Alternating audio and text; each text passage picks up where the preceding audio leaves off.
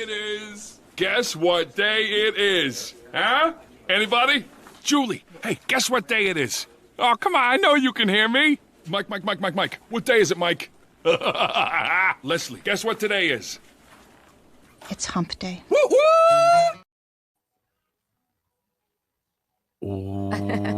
Wendy Bell Radio is live. Hey, do you guys know what today is? Hump day! It is hump day. I know. I was so excited I didn't forget. Hi, Murtak. Good to see you.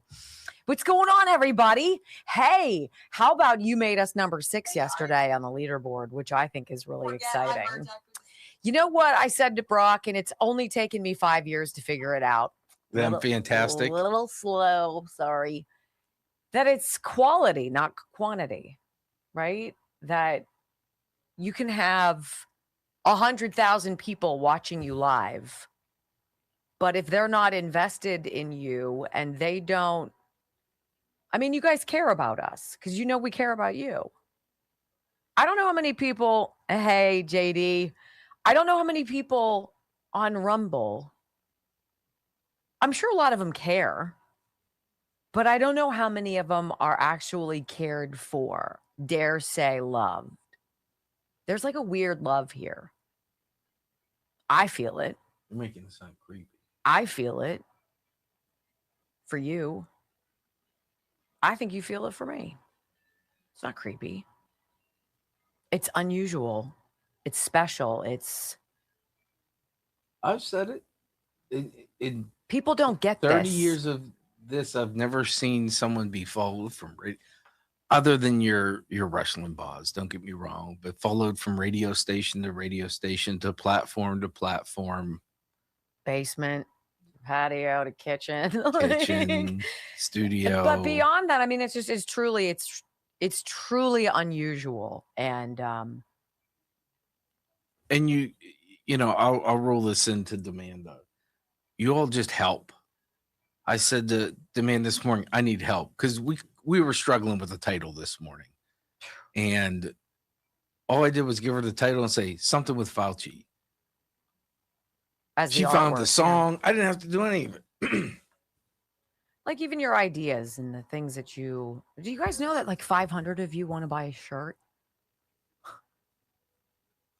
He got like 500 emails. So when we're like, hey, we're going to put together a Wendy Bell Radio Army shirt and Demanda and Brock design it. And then they're like, yeah, Brock's like, just shoot me an email if you think you might want one. And then it's like, and that's not even the people who are going to buy it beyond that. And right. We're like, oh my God. So, what? I don't know if we're starting at 5. I think we need to start at a reasonable like 350. Yeah, probably. Can you imagine? Do you guys know how many shirts that is? I mean, that's stupid. And I want to take care of everybody's while we're on the shirt topic. We're going to carry up to 2XL. And then beyond that, I will give you Jolene's email. And then you guys can give her what shirt you like. She can order it and she'll make it for you. We've given her permission to do so. So everybody can be taken care of that wants a shirt, can get a shirt. Because once you listen, I've worn 3X and certain shirts fit better for you that way. So we're just going to connect you to her. Yeah. Brock, I want to do Rumble Wallet real fast. I want to tell you, this is a paid advertisement. All my advertisement is paid for. However, I want you to know that I'm not suggesting that you should be giving me money. Okay. That's what I'm saying. Quick question for you. How much control do you think you have over your money right now? Technology's changed everything. Literally one drop, boop, and everything goes bloop, gone. You've launched the Pixel virus. You're like, what? Well, this is where crypto, which started kind of as a niche, is now gaining mainstream because technology has changed everything. And now it's changing how money works. Faster payments, more control, fewer middlemen. It's not hype. It is just where things are going. And starting today, getting started today is easier than you might think. So Rumble Wallet, what is it? Well, with Rumble Wallet, you can get Bitcoin. You can hold dollar-backed stable coins. You can even own digital gold backed by real gold. All in one place. It is a non-custodial crypto wallet, which means you and not some bank or platform control access to your funds. Setup is simple. It connects with MoonPay. That's a platform. So you use your own debit card, your own credit card, your bank account. Up and running in minutes, and for a limited time, you can start your wallet with $20 in U.S. stablecoin by downloading the Rumble Wallet app now, entering it. You got this QR right here. Enter my exclusive promo code Wendy20 when you sign up now. You can even use your Rumble Wallet to support your favorite Rumble creators if you wish. So scan the QR code, click the link in the description, or go to wallet.rumble.com/Wendy. Wendy20 gets you $20. There you go. Thank you. Da da da da. I've got a triple of Bonnie today. I feel good. Thanks, Mom. 5, 4, 3, 2. You can't hear? Daily dose of facts to fight off the liberal gaslighting. You can be in the middle of a hurricane. You have sanctuary in the city of Chicago. Or you can be on a calm day. North is still north. You could be in a thunderstorm. I am angry. We are not going back. Not ever. North is still north. People can yell at you. The hell with the Supreme Court. We will defy them. North is still north. It doesn't change fundamental things. And in this business, right is still right, even if you stand by yourself. We don't get fooled again. No. Live across the fruited plain and from sea to shining sea, we're converting the Marxist left 1 hour at a time on the Wendy Bell radio program.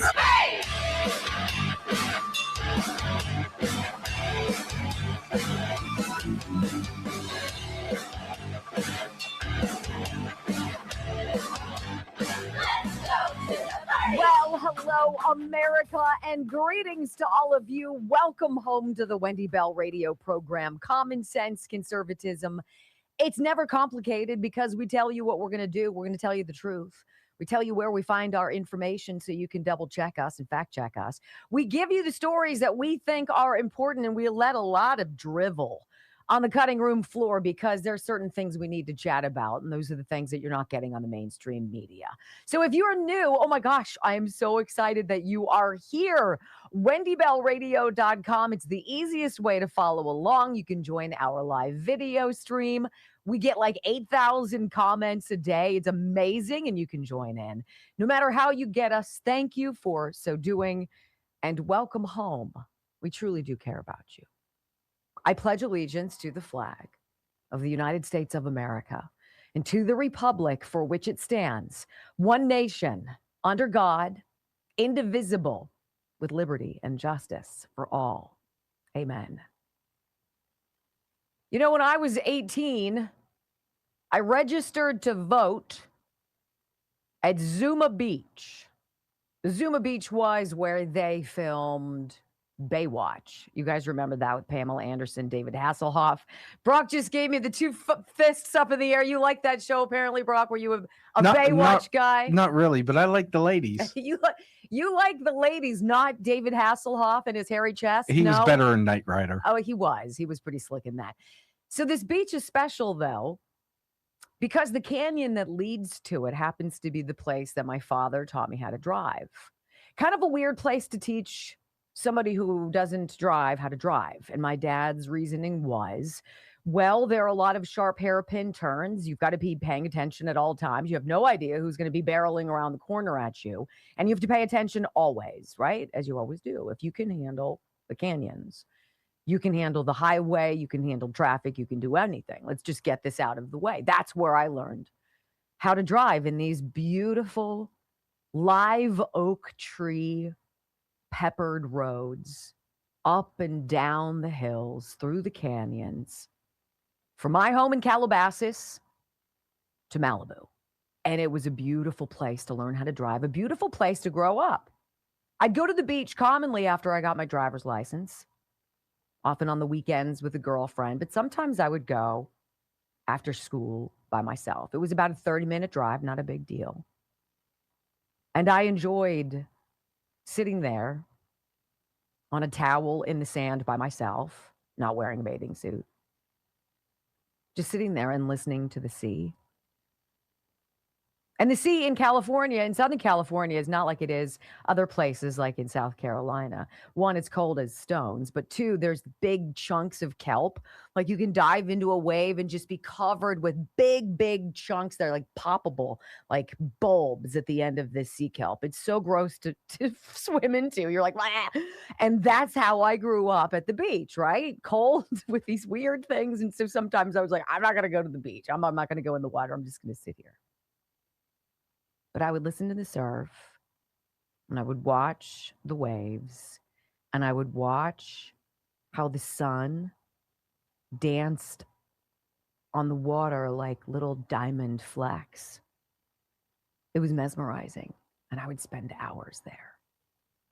And one afternoon I was there and these two guys with clipboards came over to me and they asked me if I was registered to vote, and I wasn't. And they said, well, would you like to? And I said, absolutely, it's time. Now, I grew up admiring Abraham Lincoln, and I was a product of Ronald Reagan, an 80s baby, 70s, 80s baby. And it was a no-brainer to me that I was going to register Republican.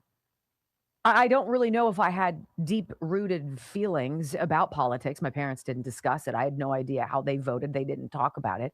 I think one was registered one way, one was registered the other, so that they could kind of meet in the middle, decide who they wanted, and always have a voice. Whatever, it worked for them. And it wasn't until actually I stumbled upon the radio after getting canceled on television, stumbled upon the radio, that I actually came out of the conservative closet and I started to really dig into how I felt. And how I felt was how many of you feel. It's not complicated. That's why I start this show every day saying that. Small government.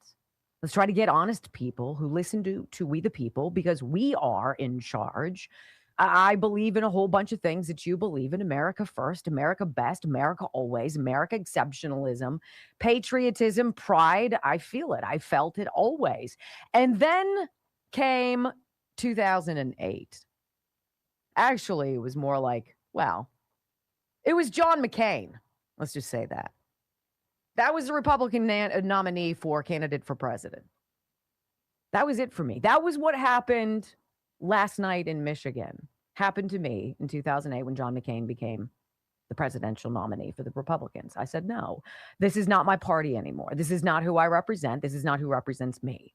I don't believe in where this is going. I went to the DMV and I became a libertarian, period. And I was that way for many, many years. The Tea Party movement, ladies and gentlemen, that gave rise after the financial crisis of 2008, where we saw big government get even bigger, where we saw the bailouts of banks, where we saw things that we did not like, that gave rise to the Tea Party movement. The Tea Party movement would grow and grow and grow. Ultimately, thanks to Lois Lerner and others, it would kind of fizzle out over the years, but it is that dissatisfaction with the direction of the party that also gave birth to MAGA. We're 15 years into this process, ladies and gentlemen, a far cry from back in, 1988, when I was sitting on the beach and registered to vote as a Republican. 20 years would pass before I would have my views tested. And I, myself, became kind of a de facto Tea Partier. I rebelled from the traditional GOP, the standard operating, which now we call Rhino. And we can look back 15 years later and be like, look, we created President Trump. We gave birth to him becoming a thing. That's on us. I'm very proud of that. What in the Sam Hill are the Democrats going to do? Because yesterday was a referendum, the same way the Tea Party movement was for the GOP. Yesterday was progressive versus traditional in Michigan. Abdul El Sayed winning over the traditional hack Democrat candidate is a complete slap in the face to what the Democrat Party has been all about. It is that moment of truth where now Chuck Schumer had to come out and endorse Abdul El Sayed and said, this is my guy. We're a Big Tent party. They are now killing themselves. The Democrat traditional party is, thanks to people like Chuck Schumer, thanks to Joe Biden, thanks to Nancy Pelosi. These people didn't bring in any young traditional Democrats. They allowed the AOCs, the Rashida Tlaibs, the Ayanna Presleys to come into their movement and fester and grow with the likes of Bernie Sanders, who is a danger, everything that cat stands for. Look at these people and what they have done, and look at your traditional Democrat Party that has done nothing to respond. It is too late for them, ladies and gentlemen. This isn't something to celebrate as a conservative. I don't look at this far left lunge by the party as anything other than a mode of complete and total destruction. And so it's going to come down to MAGA, and it's going to come down to Democrat socialists. That's going to be the choice, ladies and gentlemen. MAGA is about you. It is about me. It is about we the people. It's not just about white people. It's not just about straight people. It's not just about Catholic people. It's not just about conservative people. It is about making America great again, because we have deviated, ladies and gentlemen, in a big way. And there is a very strong faction on the right that sees exactly, because we lived it, the perils that the Democrats are in right now. But instead of being serious, instead of trying a new playbook, instead of maybe showing up and doing one of something, they shut the government down and they punished all of us. And the traditional Democrats who are out there, and I'm going to say there's an awful lot of them, are going to be orphans. The same way I felt in 2008 when I changed my voter registration. I do not associate with that part of the party anymore. So what's it going to be, Democrats? Who's going to be your salvation? Who's going to step forward and save the day for you? Because we've tried. We've fought for you. And you've come guns blazing to us. It's going to be a choice, ladies and gentlemen. Hold your nose and vote MAGA, or go on a left lurch that will ultimately destroy that party. That's where we are, and there's the results of yesterday's primary we've got coming up. But first, Harry Enton gets a call from the dugout. He's in the bullpen warming up, and they're like, "Hey, we need you to drop some bad poll numbers on Donald Trump because we're getting trounced in these primaries." Yeah, call answered next on the Wendy Bell Radio Network. I hope that made sense. I think we need to clear up that when you're sitting on the beach, not in a bathing suit, you were just clothed. Yes. No, I'm sitting there naked. Of course, I'm sitting not there. what The you beach said. is cool. The beach is chilly. So Well, you said sit I was there. sitting on the beach, not in a bathing suit. Oh, I meant like I wasn't there to sunbathe. I was there to enjoy the view and think. Okay. Honestly, that's what you people take? Fudgesicle. So now I'm going to have to read it. I'm not going to. That's terrible. That's terrible. Hey, you know what's not terrible is Ghost Bed got in touch with our friends at Rumble, and they're like, yo, we want a little bit of Wendy Bell Radio this week. And I'm like, yeah, let's go. So we have an offer for you. Ghost Bed is offering the Wendy Bell Radio audience an extra 10% off. What? Let's see. You go to ghostbed.com/Wendy. Use my name in the promo code line, and bada bang, you're going to get that. Look, this is what I love about Ghost Beds. The Ghost Bed that we got is a hybrid, right? So it's got a firm base, but it's got a pillow top. Now, the pillow top isn't like super squishy. It's not hot. It's not like annoying. It's got a nice bit of give to it. But if you like roll over on your side, you kind of get sucked into it and you're like, that's the Ghost Bed. They're also cool. The cooling technology is standard on all of them, so you're not going to be roasting in your own heat anymore. You're going to be like, this is the best thing ever. And you can try it for 101 nights. What?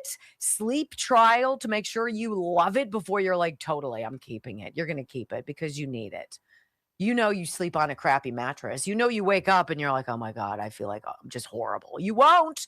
After you get your Made in America, ghostbed.com/Wendy. I'm going to tell you, it is the real deal. The real deal. Oh, and they have ghost beds for campers, RVs, and dog beds. So why not? Why not? We need to measure your Sinatra's environment. Maybe I'll get one from Murphy and see if he likes it. Do you want me to get one for you too? T Brooks 123 gave $10. Says, have a friend named Jarvis, and he has a 16-day-old grandbaby in ICU. Can I ask you to pray for him? You know what that's like. Yes. Yes.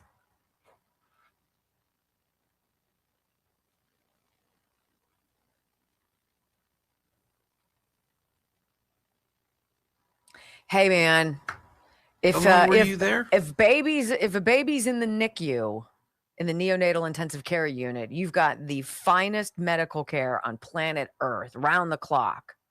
Oh yeah, and a bunch of people who just want to snuggle bug with your baby too. So, yeah, I was there 17 days with Bobby and 31 with Chris, and Chris came home on a monitor because he had problems.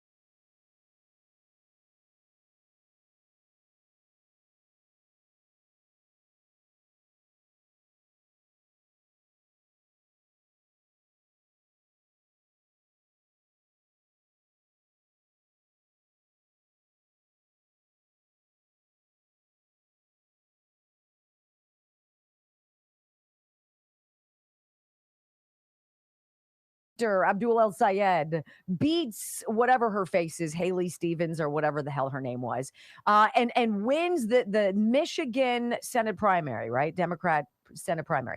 I can tell you that the left is freaking out. Okay, the traditional Democrat Party, if that even exists anymore, they're freaking out. So somebody was like, "We got to drop something." Drop a poll on Donald Trump. Put together a bunch of polls that'll look bad and put them out there and do it now, Harry Enton. That's the vibe I got the minute I saw this morning. And I'm like, oh, they're freaking out in the Democrat side. Okay. CNN calling in to get Harry to come up with a poll, an aggregate of polls that show Trump's favorability is so awful. This guy that's ending wars and bringing in $20 trillion in investment and shut the border and is deporting dangerous criminals. I hate that. And so do everybody else. So does everybody else. Listen. President Trump thinks his own polls are good. He is simply put not on planet Earth. He is on some planet far, far, far away in a galaxy far, far, far away.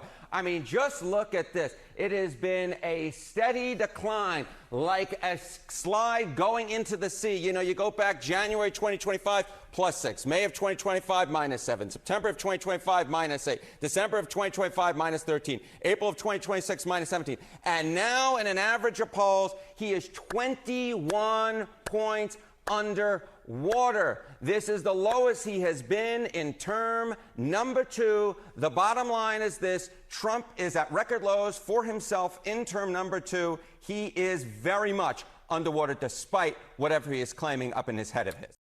Well, it's decided then. I guess I'm not going to show up and vote in midterms. That's exactly what they're wanting you to do. Oh, he's terrible. I can't vote for that. Oh, please, Harry. Wasn't he on just last month, Brock, telling us about how Donald Trump's endorsement record was like 98%? Right? I mean, that's what it was. How many of the candidates won last night? Oh, I think he's at 220 out of 227.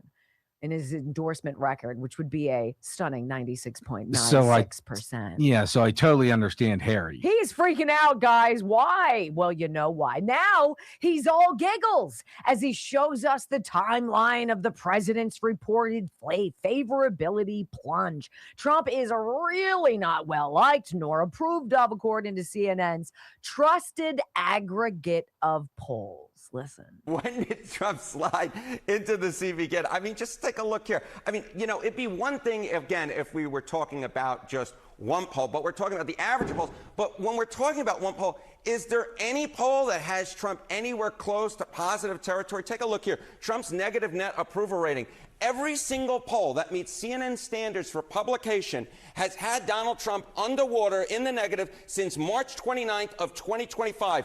Days in a row, it is 494, nearly 500 days in which Donald Trump has had a negative net approval rating. He's not anywhere close to positive.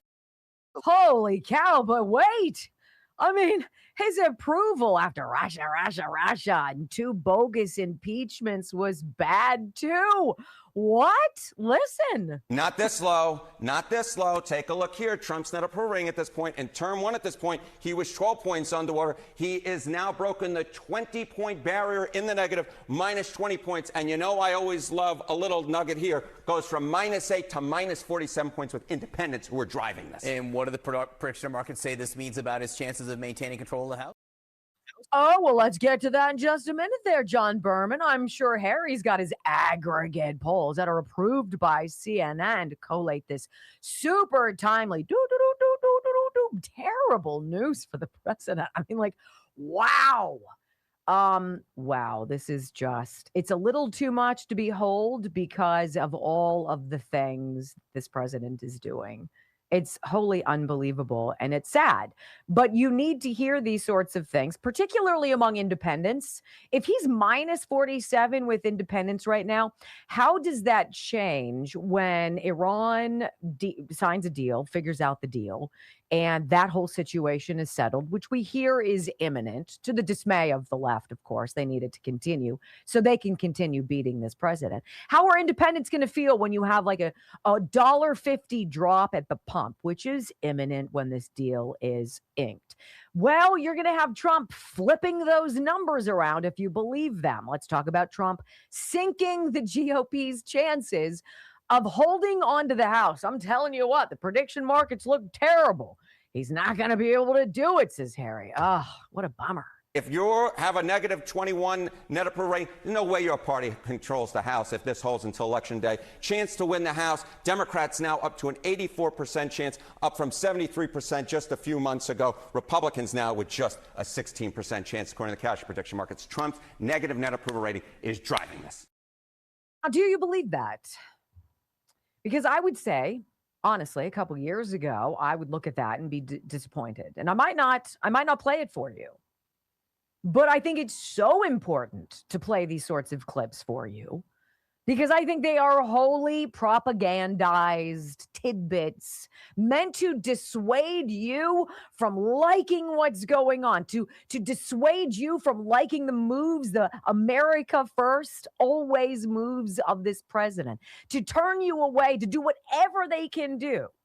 Because the media's 95% negative news coverage of him hasn't been enough to move the needle, ladies and gentlemen. He didn't just win 1 term. He didn't just win 2 terms, right? He had to win 3 terms to make it so in your face obvious what the majority of Americans want. We want America to be made great again, period.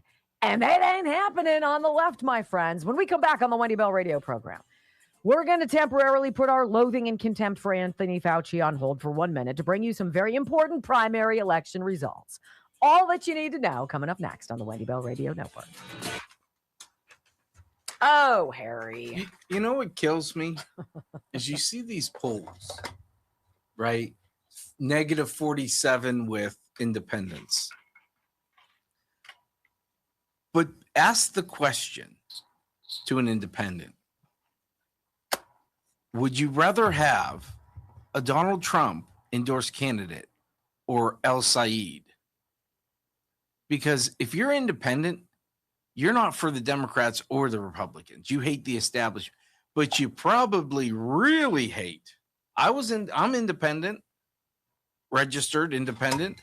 There's no way in hell you could get me to vote for a Democrat Socialist of America person?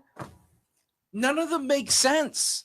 It just doesn't make sense. It does. It's the culmination of giving birth to a victim class. That's what the public education has done. Don't show your work. Don't be extraordinary. Don't work hard.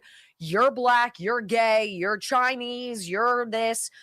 you're a victim. Play that up as much as possible. And then when you realize that you've got no marketable skills because all you've been doing is eating what they've been feeding you, then you're going to want to join our party because we're all about redistribution of wealth.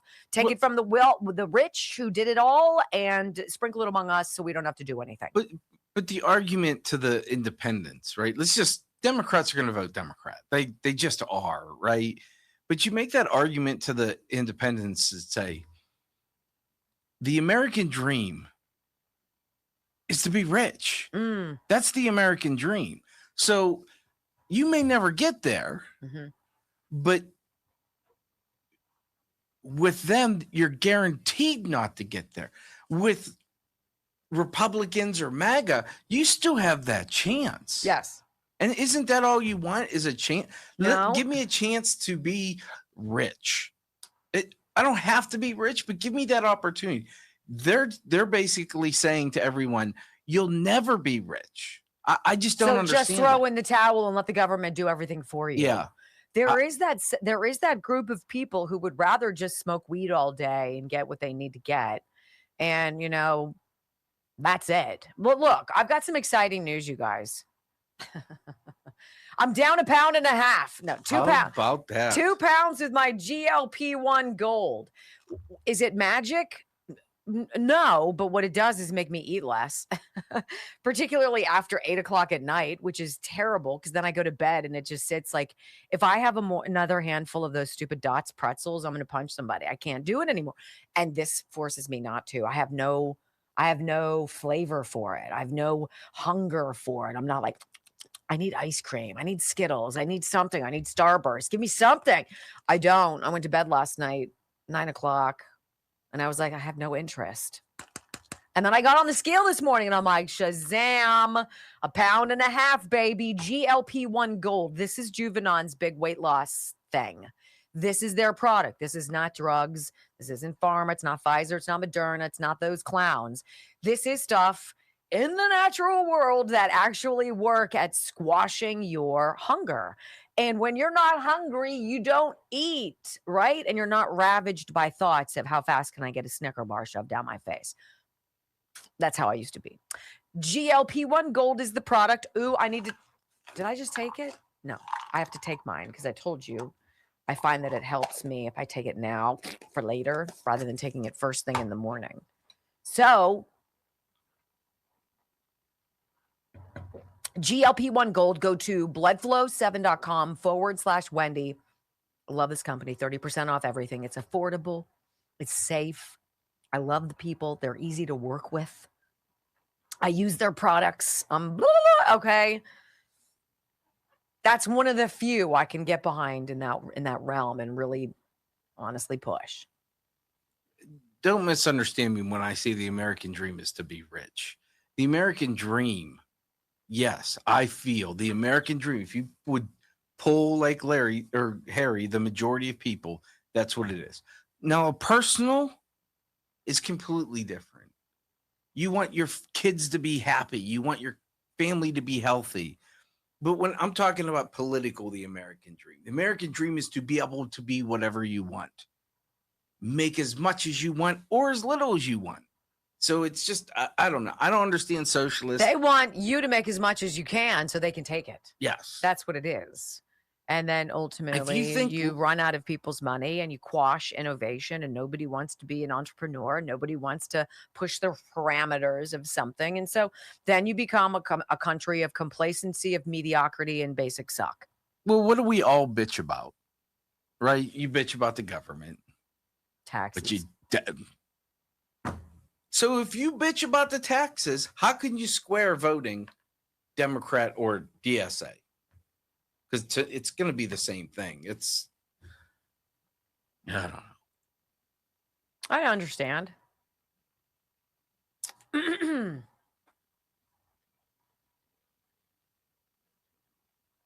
El Sayed. That guy he's a major threat. He's a major threat to the Democrat Party. He would be a threat to the country. And he's not poor. He's not. He's a doctor. So he says. He went to medical school. And then he got a doctorate, a PhD at Oxford through a grant from where? The NIH. Can't make this.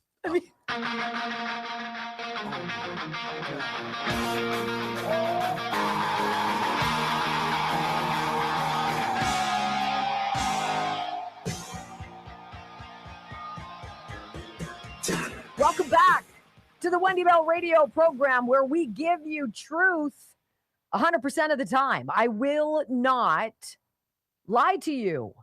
Isn't that nice? One person in your life. Well, I've got a story. This is not on my bingo card. I was trying to find a good, succinct synopsis of all of the primary results from yesterday. August 4th is a big day. Kansas, Virginia, Wisconsin, Washington State, Michigan yesterday.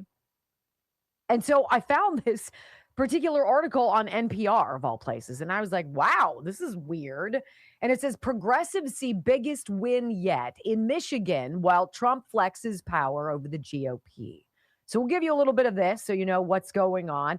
And then we got to talk about New York City and this dive into the mayor's election last year that gave him Zoran Mamdani, right? Because there's some questions about some ballots there, and it's kind of a big question about quite a few ballots. And the ballots in question are within the margin of victory for Zoran Mamdani. So you're like, that's so weird. Nobody would cheat and steal an election. Like that's, no. Right. All right. So let's read this. Everybody got a little bit of what they wanted in Tuesday's primary elections. So says NPR.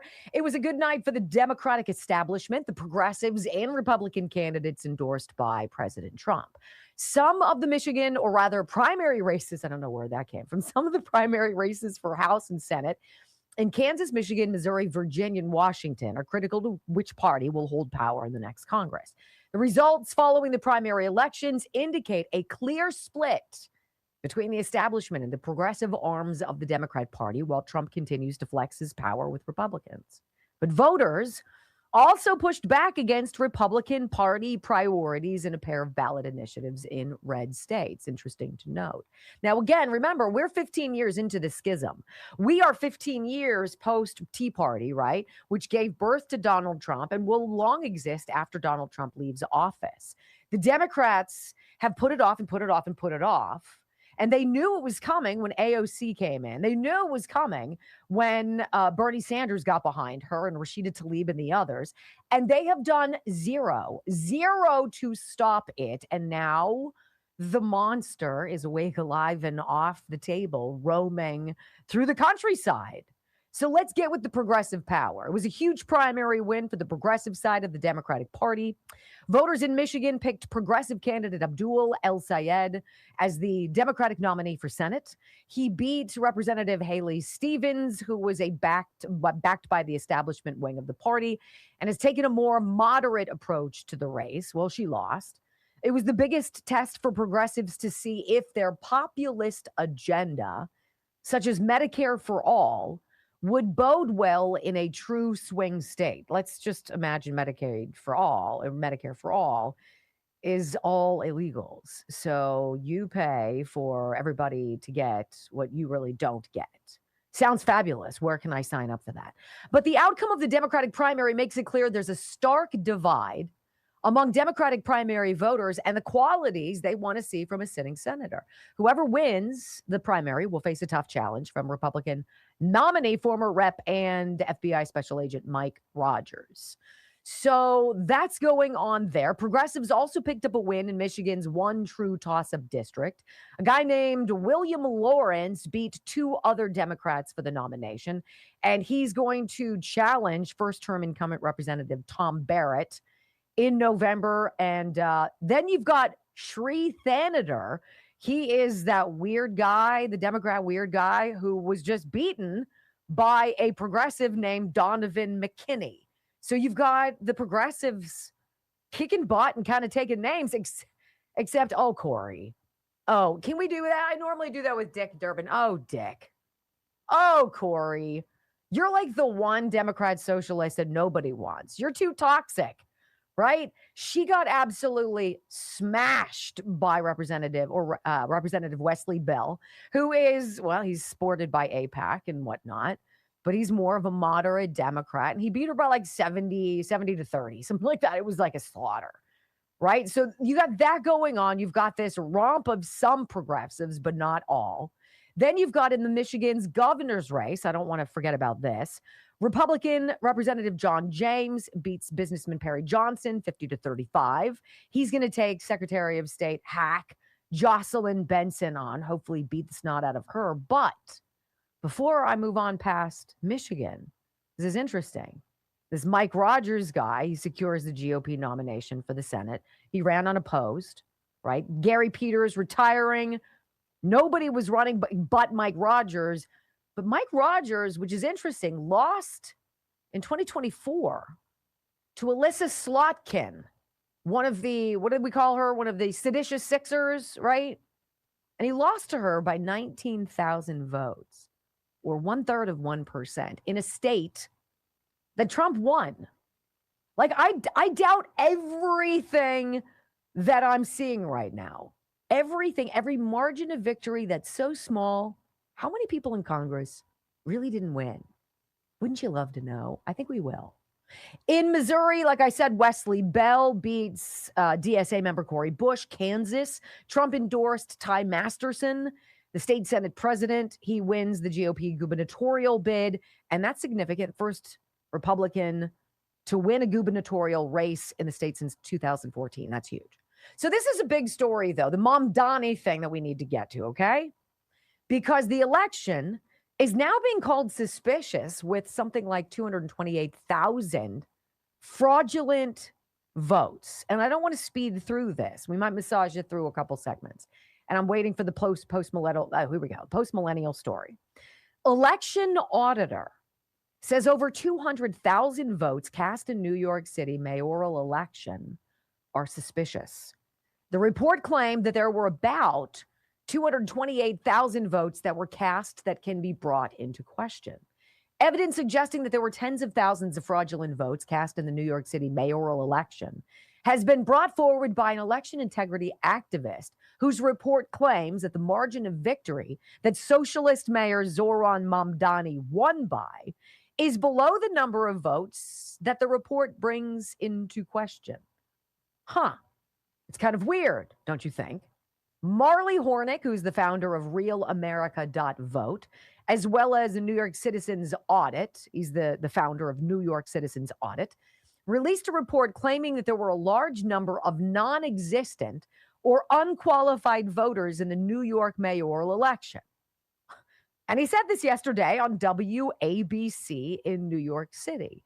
And he's like, look, the problem we uncovered is that the New York City and New York State boards of elections have no idea if Mamdani won the mayor election either. And that's where the rubber meets the road here. After looking at around 1 million votes cast in the election, the organization found that 7% were from non-existent records. 6% fell into the 773-999 range of Social Security numbers, which they claim are not possible. So they used fake socials to vote. 10% don't live in the Big Apple, and 1% have no Social Security number. So out of 2.2 million voters, they studied about 1 million of them, and they found more votes that are apparently illegal than Zoran Mamdani's margin of victory. And it's interesting, Benny Johnson had former mayor Rudy Giuliani on his program yesterday. And he's like, Mr. Mayor, like, seriously, the margin of victory is also the margin of alleged fraud here. Do you believe New York City's mayor's race was a stolen election for Zoran Mamdani? Well, Rudy doesn't just think the Democrats cheated. He says he knows they did. Listen. Do you think this election was fraudulent? I don't know. I think the margin was large enough so it didn't have to be. It's a different question than, do I think the Democratic Party cheated in this election? The answer to that is a resounding yes. The Democrat Party has cheated in almost every election since Boss Tweed. And when they don't have to, they do it for practice. so that they can do it when they really have to. So the reality is that the Democratic Party in New York could probably be one of the examples, if someone wanted to write a good book about it, as the most crooked enterprise in the history of the United States. It has a history not unlike the mafia. And it worked very closely with the mafia. The head of the Democratic Party in New York for some period of time was the closest friend of the head of the mafia. He misspoke at the beginning. He's like, I don't think the margin of victory and the margin of alleged fraud, I don't think it would make a difference. It would. So of the million votes cast in the election that were reviewed, there were 228,000 suspicious votes. Mamdani won by 207,000. 228,000 and 207,000. Is Andrew Cuomo the rightful mayor of New York City? Well, interesting. Benny asks Rudy Giuliani, he's like, look, if New York City's Democrat Party is the most crooked enterprise in the history of the United States, like, wow, that's his statement. He's like, wait a minute, what about judges? And this is where Rudy goes off on the judges. This is sad, but true. Listen. We got 170 years of fraud in New York. We've got a judicial system that's a joke.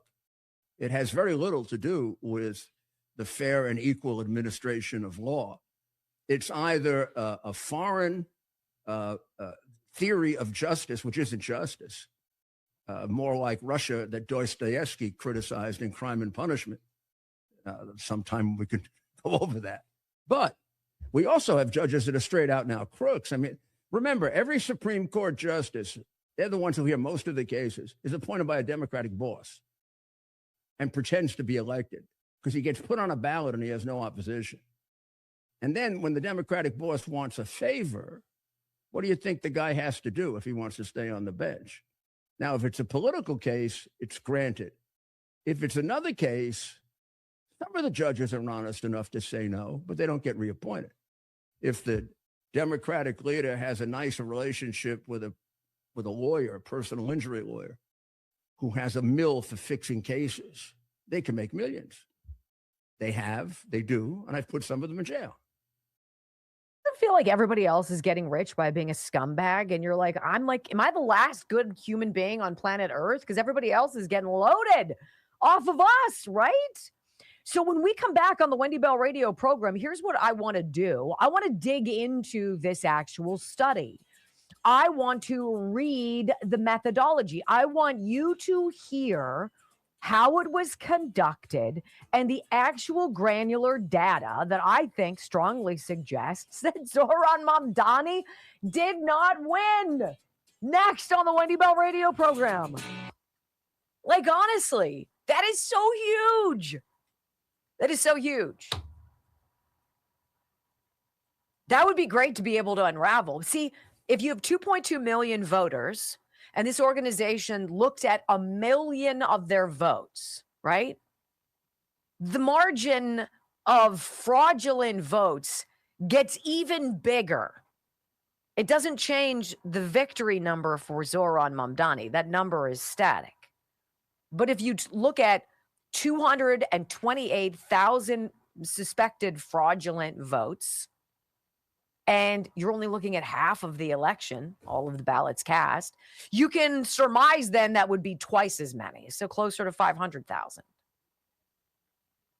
In a city that Zohran Mamdani allegedly won by 207,000. Now, what will happen is they'll do a Benny Thompson and be like, what?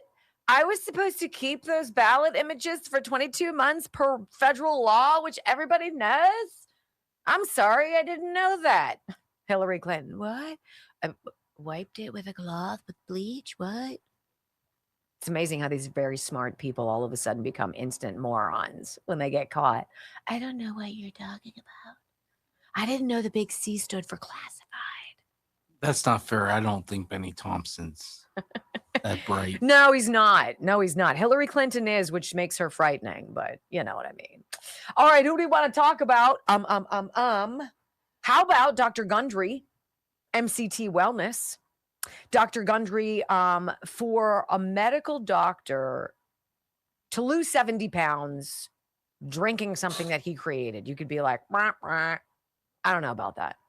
And then you find out that the doctor who created it is also a preeminent heart and lung surgeon for children. And you're like, what? And that doctor stopped doing that and instead did his drink mix that he lost 70 pounds on. Then you're like, it's got to work then. I mean, you don't chuck a surgeon's lifestyle for this unless this works. 70 pounds. And you've seen bunches of people do it. So you're drinking water, scoop, shake, drink, enjoy. It's tasty. And a bunch of people are losing a lot of weight doing this, right? Go to thehealthyfat.com, thehealthyfat.com/Wendy, and watch the video. And I say this, even if you don't decide to buy it, you're going to get so much education just by watching the video. Because Dr. Gundry has spent the time to do the research and get the data for you. And he presents it. Thehealthyfat.com/Wendy, 20% off.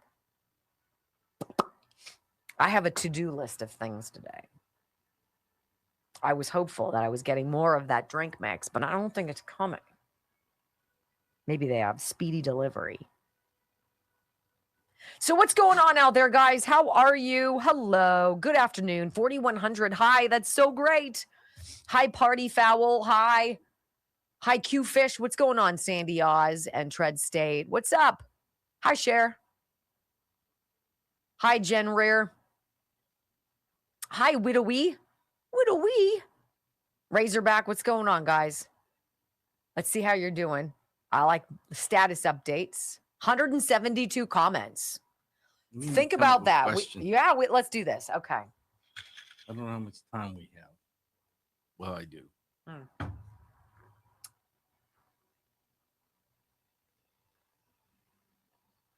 What's the question? We'll come up with next break. Hi, Model Roadster.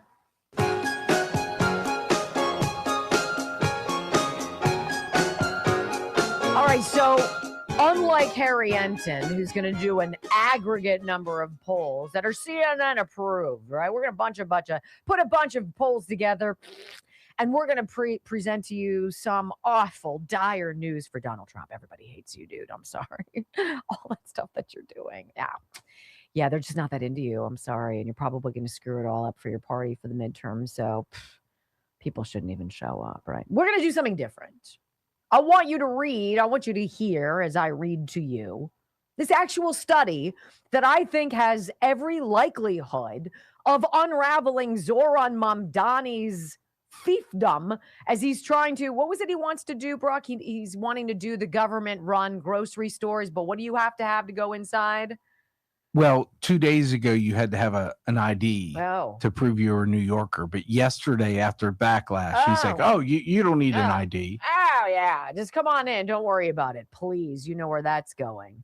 So I want to get you this Know Your Voter study of the 2025 New York City mayoral election. I'm going to read this to you. It begins with an introduction. It says, look, the U.S. Constitution begins with a promise. This promise makes America unique among all other nations, that the citizens are sovereign over the law. To prevent the law and those who wield it from oppressing the citizens, the second sentence of our Constitution assigns the role of choosing Congress to the people eligible to vote in each state's elections. This way, citizens are ruled by laws they have approved. Individual liberty relies on election officials faithfully restricting voting to legally qualified voters. To a candidate or party, the vote is transactional. Get enough of them and you win access to power and money. This creates an obvious, eternal incentive for cheating. To an American voter, a vote is risk management. Out of the candidates, one will end up with power over your life, your family, and the fruits of your labor. Blessings bestowed by nature and nature's God. The right to participate in choosing that person is profoundly consequential and given only to legally qualified United States citizens. This is why failure by election officials to control access to the elective franchise is defined criminal conduct with a 170-year history of vigorous enforcement. Banks have complied with Know Your Customer federal laws for 20 years to protect our nation's financial system from fraud and abuse. The U.S. Constitution was ratified with a Know Your Voter requirement in 1789. This study measures New York's compliance with this core constitutional promise. Basically, who are the people who are coming forward and voting? Are they citizens? Are they alive? Do they exist? And did they do it? So the question the study sought to answer is, did the New York City and New York State boards of election qualify the New York City voters in New York's 2025 general election according to state law? Does the voter exist? Does the voter have a valid social security number? Did the voter reside in New York City at any time, at any location from January 2025 through June of 2026? And if yes, did the voter have another simultaneously active address? So what they did is they used official records from both the city and the state boards of elections. They isolated the list of voters who voted in 2025. And from it, based on their previous pilot studies, they isolated the cohort of all voters who registered to vote between 2021 and 2025. These registrants contributed 934,000 votes to the election out of 2.2 million, nearly half the votes. From this cohort, we randomly selected 10,000 voters. These were the individuals we examined for voter qualification compliance. The study gives a 99% confidence interval in the extrapolated results with a 1.3% margin of error. This means our study is at least 97.7% accurate. RealAmerica.vote performed the research in a commercial law enforcement database designed to screen for false identities and precise location. Only professionally licensed experts reviewed the records returned and assigned them to categories. RealAmerica.vote is not licensed to review, retain, or distribute these individual records. What did they find? 68,441 people did not exist. 7% of the piece of the pie that they studied. Now you blow that up to represent all 2.2 million voters, ladies and gentlemen. The number will be bigger. How about voters with social security number ranges that don't exist? For instance, 773 and 999. Those prefixes don't exist in the social security database. 59,000 people had those as their social security numbers. How about 91,504 who were not in New York City, right? And how about 9,300 with no social security number? So total unqualified votes from this one study, 228,389. And once again, what was Zohran Mamdani's alleged victory margin? 207,000. How do you deduce anything other than stolen election? Whether or not Zohran Mamdani was in on it, irrelevant. By keeping crap voter databases, by not purging the rolls, and by not doing these safeguards, this is what you get. Crap elections. And I was just about to say worse word than that. When we come back, hour number 2 of the Wendy Bell radio program, forget contempt of Congress. Tony Fauci should be charged with knowingly and willfully killing 15 million people. Next. So you've got 2.2 million, right? We're going to take these people who registered to vote in this realm, 4 years. We're going to look at their particular, we're going to take X number of these people and we're going to put them through this database with professionals who do this for a living, right? Which is what New York State is supposed to do. And same with New York City, which they don't, obviously. And they find 228,000 as they review about what? Just shy of half of the votes cast in that election. Do you guys think Andrew Cuomo won? And how sad is it that I would be delighted to find out that he did? I hate him. I hate the Cuomos. I hate Chris too. They're scumbags. They're everything I don't like about pompous, arrogant men. Ugh. However, I'll take the jerk, womanizing dirtbag, Andrew Cuomo, over the communist Zoran Mamdani, who hates Israel and loves Hamas and wants all of the things that he wants that are bad for everybody. Like literally you have to choose dirtbag, right? Or total nutcase who wants to destroy America. Who are you going to go for? Well, they can't admit it. That's where they are. They can't admit Isn't that that this will be the case because it'll put into question every. How about everywhere else? Yeah. 100%.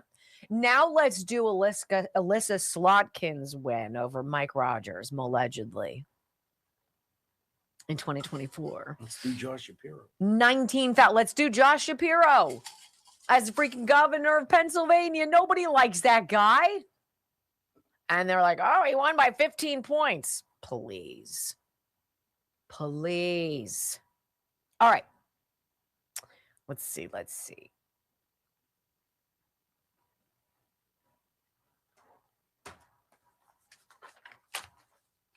But will Gino 1776, but will Cuomo as a Democrat question the election? He can't. They can't. That's the point. They can't because then it puts in everything. He has to take it on the chin, or else all the other contests that also are dubious and completely unbelievable, right? All right, Blood Flow 7, guys. It is my jam. I love it. I love it. I love it. I have Blood Flow 7 staggered throughout my house, same way I have tulip blooms. It's like in every room. Why? I don't know, because I love it. Blood Flow 7, increased energy. Is there something in your neighborhood that you like to do for exercise that just seems like some days you just don't got it? And you're like, oh, God, I can't make it up that hill, or whatever it is. Or you've noticed that at a certain amount of time in the yard, you can't do it anymore. You have to go lie down or sit down. You're like, or whatever it is that you're doing, you notice that you're petering out. Well, Blood Flow 7 stops that. That's a huge, bold claim, and I'm going to make it right now because it's true. It's true. My own experience walking Murphy up that hill when normally I'm like, and even he's looking at me. He's like, dang, why do we have to do this? Right now I'm like, boop, boop, boop. And now I'm sweating, I'm huffing and puffing, but I'm not stopping. And I'm not like at the top. Let's just give me a sec. I just got to catch it. You just keep going. You just keep going. You power through. It's a gas molecule called nitric oxide. Nitric oxide opens up your blood vessels. So what happens? More blood flows through. And when you have more blood flow, you've got more clarity. You've got more stamina. You've got more strength. You can lift more weight at the gym. You can do things you never thought you could do. And then you'll be like, I've been blaming age for far too long. Blood Flow 7. Reverse the hands of time. Bloodflow7.com/Wendy. 30% off everything in the store. It's like 80 cents a day.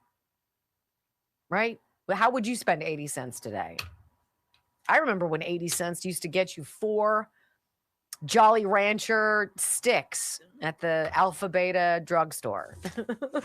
I remember when 80 cents would give me 80 Tootsie Rolls. Oh, what? No, sir. I grew up where I grew up. They had this candy stores, all penny candy, and you could nickels and get out. Yeah, and they used to count them in a box, and they had this huge cash register. I love it. Penny candy store. That is as fantastic. You could tell, I ate my 80 cents worth. Yes. Wow. No. Yeah. Wow. Hey, I don't really think Tootsie Rolls are a big issue, are they? I mean, did you eat 80 of them in one sitting? If I went with 80 cents. You could eat 80 Tootsie Rolls. Really? I don't know. Ireland contracting. I know you guys are thinking about it. I know you've thought about it if you live in Pittsburgh. I just got a biblical rain at my house before I came in this morning. And it's to the point where it's just so fast that all the gutters overflow and it's just nuts, or all of the sewers. I just can't tell you how lovely it is not to worry about leaks in my house, where you're not like you're afraid to walk into that room where you've seen the damage before, the dripping, and you're like, oh my God, we had it literally streaming down the wall. I'm like, that's going to leave a mark. Not anymore. Ireland Contracting, 1-800-NEW-ROOF, IrelandContracting.com. Could not be happier with my new roof. If you need new windows, call Ireland Contracting. Okay. If you want to zhuzh up your house, put on some fresh siding, fix that soffit and fascia, put in some gutters and downspouts. 1-800-NEW-ROOF, IrelandContracting.com. They'll come to your house. Lickety split. Don't ask for Dan. Don't ask for Dan to be your electrician or anything. Wow. Right? We don't need that. I got to call him today too. I need to make a list. Start it. MTC Wellness. MCT. Is it Gold MCT? and silver for Brock. Keep writing. And to answer your question in the chat, yes, it was called Boldinger's. But they had to sell their one place, and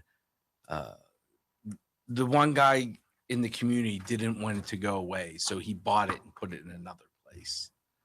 But yeah, I used to go there. They had exotic candies too. I couldn't afford those. By the way, Pam is the one behind this. I love you, Pam. Thank you. 5, 4, 3, 2, 1. Wendy Bell, America's anchor mom, fighting for America 1 hour at a time. Welcome to the family. The world ain't all sunshine and rainbows. You take on the intelligence community, they have 6 ways from Sunday at getting back at you. It's a very mean and nasty place, and I don't care how tough you are, it will beat you to your knees and keep you there permanently if you let it. Donald Trump has been indicted by a grand jury in New York for his alleged hush money payment. A grand jury indicted former President Donald Trump on state charges stemming from his efforts to overturn Joe Biden's victory. Breaking news, the federal indictment against Donald Trump, all related to his handling of classified documents after leaving office. But it ain't about how hard you hit. It's about how hard you can get hit and keep moving forward. And they're not taking this White House. We're going to fight like hell, I'll tell you right now. It's about how much you can take and keep moving forward. That's how winning is done. 3 hours of bold truth and excellence. You've just signed up for the WBR Army. Strap in. This is the Wendy Bell radio program.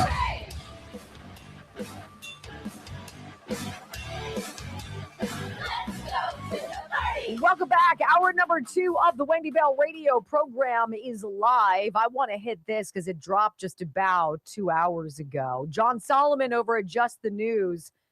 And yes, he does confirm Senate Minority Leader Chuck Schumer has now endorsed progressive Abdul El-Sayed after he won the Democratic nomination for Michigan's open Senate seat. Schumer this cycle has become something of a boogeyman for progressives who've painted him as an establishment puppet master working to keep progressive candidates off the ticket. Democrats are united by a common purpose: putting a check on Donald Trump by defeating his Republican enablers and taking back the Senate.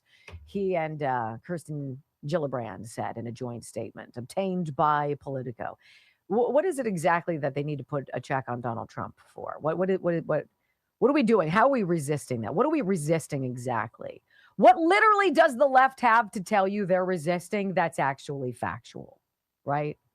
He's a dictator. Right. Dictators try to bring in money for their people. Got it. Right. He's a tyrant. He only cares about the rich people. Come on. I mean, the boogeyman Donald Trump persona simply does not hold water.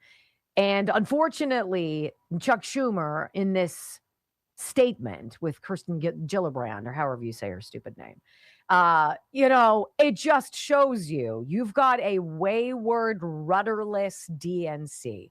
They don't got no cash. They don't got no donors. They got no message. And the message that they're embracing is one of extreme wealth redistribution and total craziness. Good luck with that. Good luck with that. Now, I want to talk about Fauci a little bit, okay? We're going to get into a little meatier segment coming up in the broadcast, but I think it's interesting that Catherine Herridge posted last night, as Rand Paul made public, his official contempt referral. I think that's what you would call it, right? And I think he's going to skip the Senate vote, just deposit it at the DOJ and be like, look, here's the list of things that we asked for as the Senate. We asked for these things. He didn't either provide them or he gave them to us late. And then he just refused to answer any questions. Like, that's called contempt, which is a minor charge versus all of the charges we think Tony Fauci could be charged with right now.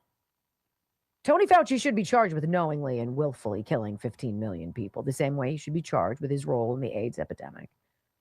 The same way he should be hated by everyone for approving barbaric experiments on dogs. And just disgusting. Now we're getting the fetal tissue that was part of the research using aborted babies and their tissue as part of the gene scrambler that they thrust on you for COVID. It's fantastic. Not to mention Fauci's fingerprints all over the orphans in New York City that he managed to be a part of killing, right? I mean, his fingerprints are on a whole lot of things, ladies and gentlemen. He is a true dark master. It's amazing how small people can have such grand, dark, evil backbones, isn't it?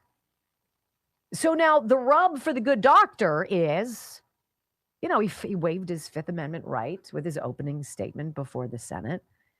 And the terms of the Biden preemptive unconditional pardon required Fauci's testimony that day. He was warned he faced contempt for refusing to testify. And now the decision to make that narrowly tailored opening statement, Catherine Herridge is reporting this, may be a critical error that partially waives Fauci's Fifth Amendment privilege. And there is precedent under the Lois Lerner IRS controversy. You guys remember her, right? So we do. She was accused of heading the IRS unit that improperly targeted Tea Party and other conservative groups for extra scrutiny when they applied for tax-exempt status. She basically turned the FBI and weaponized it against conservatives. It's so shocking that that's been going on for decades. Like, wow, right? More specifically, however, the allegation was that applications with terms like Tea Party or Patriots weren't just hassled. They were singled out. They were delayed. They were subjected to extra questions during the 2010 and 2012 election period, just like how Biden's FEMA singled out the Trump supporters with the MAGA signs on their yards when they were going to give out aid after devastating floods. Yeah, we'll skip those home. Same sort of idea, just on many, many years earlier.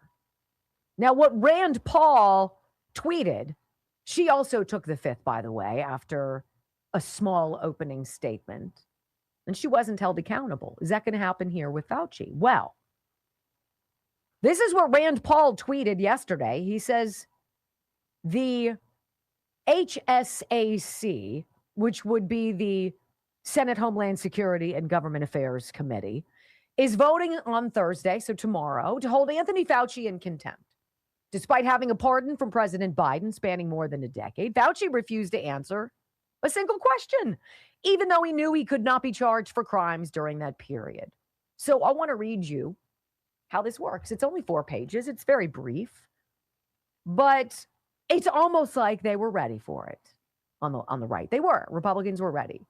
Authorizing the president of the Senate to certify the report of the Committee on Homeland Security and Government Affairs of the Senate regarding the refusal of Dr. Anthony S. Fauci to answer questions pertinent to the subject under inquiry before the committee as required by committee subpoena, whereas the Committee on Homeland Security and Government Affairs of the Senate is conducting an investigation into, among other matters, risky life sciences research, gain of function, and the origins of the COVID-19 virus, whereas pursuant to Rule 26 of the Standing Rules of the Senate and all these other things, which basically required Fauci to show up and testify, whereas in a letter from Committee Chairman Rand Paul accompanying the subpoena, Dr. Fauci was instructed that he was to, quote, provide testimony concerning matters under consideration by the committee, including the origins of COVID-19, risky life sciences research, and your tenure as a federal government employee. Whereas on June 7th or July 17th, the committee issued a revised subpoena directing Fauci to testify before the committee. And whereas Dr. Fauci appeared on July 29th before the committee and delivered prepared testimony discussing his tenure as a federal government worker, prior testimony to Congress, and records released by the committee as part of its investigation.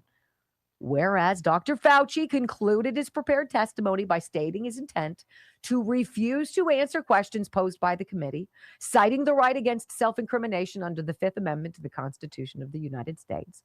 And whereas Dr. Fauci was knowingly provided a full and unconditional pardon dated January 19th, 2025, for any offenses against the United States, which he may have committed or taken part in during the period from January 1, 2014 to the date of this pardon arising from or in any matter related to his service as director of the National Institute of Allergy and Infectious Diseases, as a member of the White House Coronavirus Task Force, or the White House COVID-19 response team, or as chief medical advisor to the president.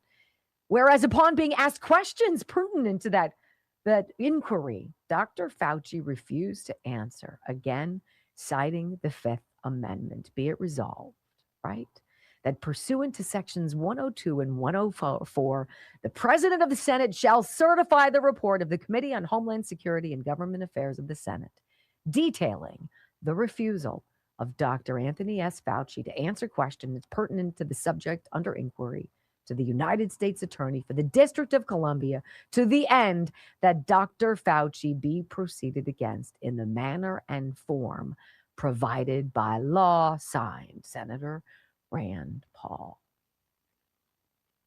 That's not something we get every day, ladies and gentlemen. That is the beginning of what I believe is the end of Tony Fauci. Has anyone ever read to you a contempt of Congress resolution? Have you ever read one? No. But every single thing in that resolution, in chronological order, shows Fauci had no reason to lie, save for one: his ego. He didn't want people to know how much he lied. He didn't want people to know how much faith they needlessly put into him. He didn't want people to know that he knew the boosters were bad news, particularly for young men, and that myocarditis was a common side effect and that people were dying. He didn't want people to know that he knew pregnant women taking the shot, how many lost their babies. He knew that vaccine could be transferred through breast milk to a perfectly impeccable baby. He knew all of it. And he told you to do it anyway. When ego and the law collide, which wins? We'll be watching when we come back on the Wendy Bell radio program. You know, polls, if you believe them, are spelling disaster for Texas Senate hopeful James Tallarico. Oh, no. He says God is non-binary. What a jerk. Next on the Wendy Bell radio program. Well, if you believe him, we have to put that out there. Look, Rand Paul was so ready. His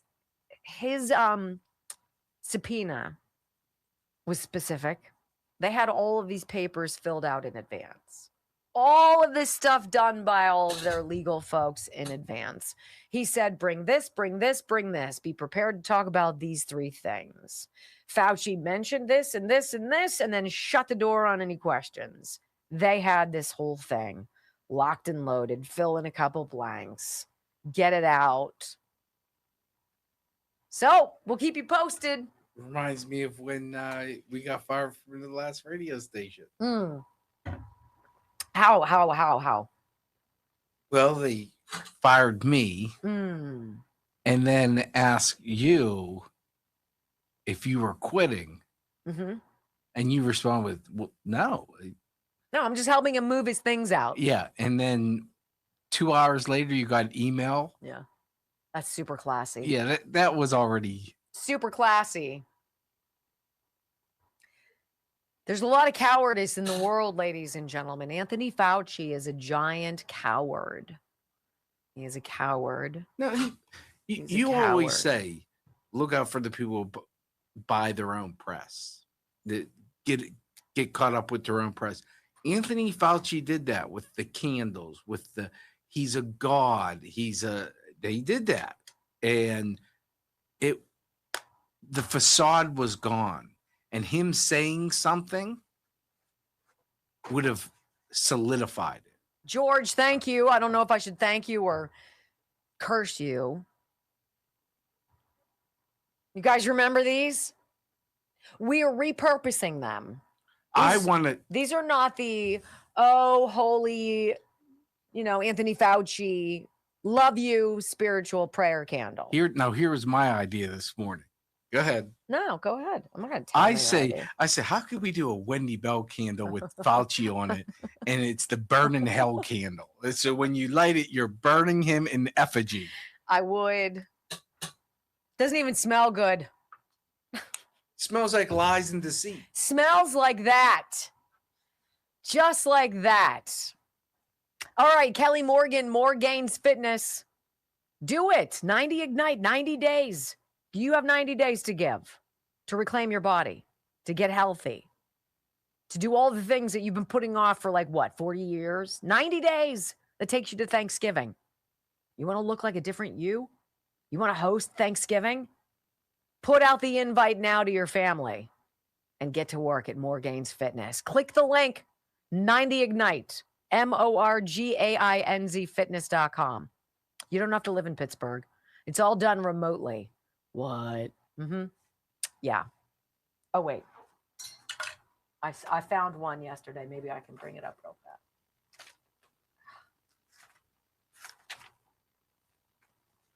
I don't have it fast enough. Damn it. Oh, wait.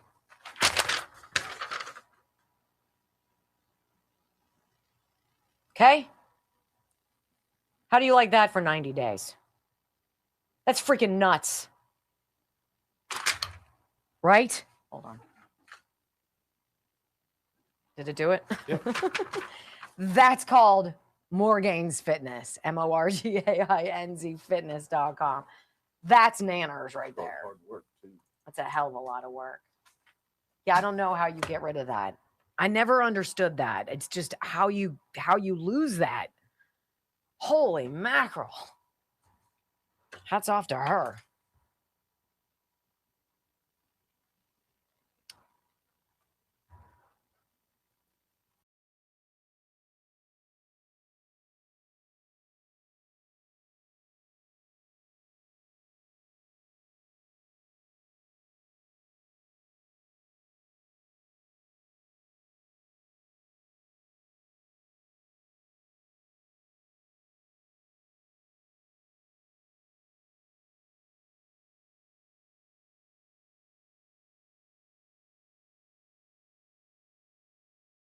Fauci answered not a single question.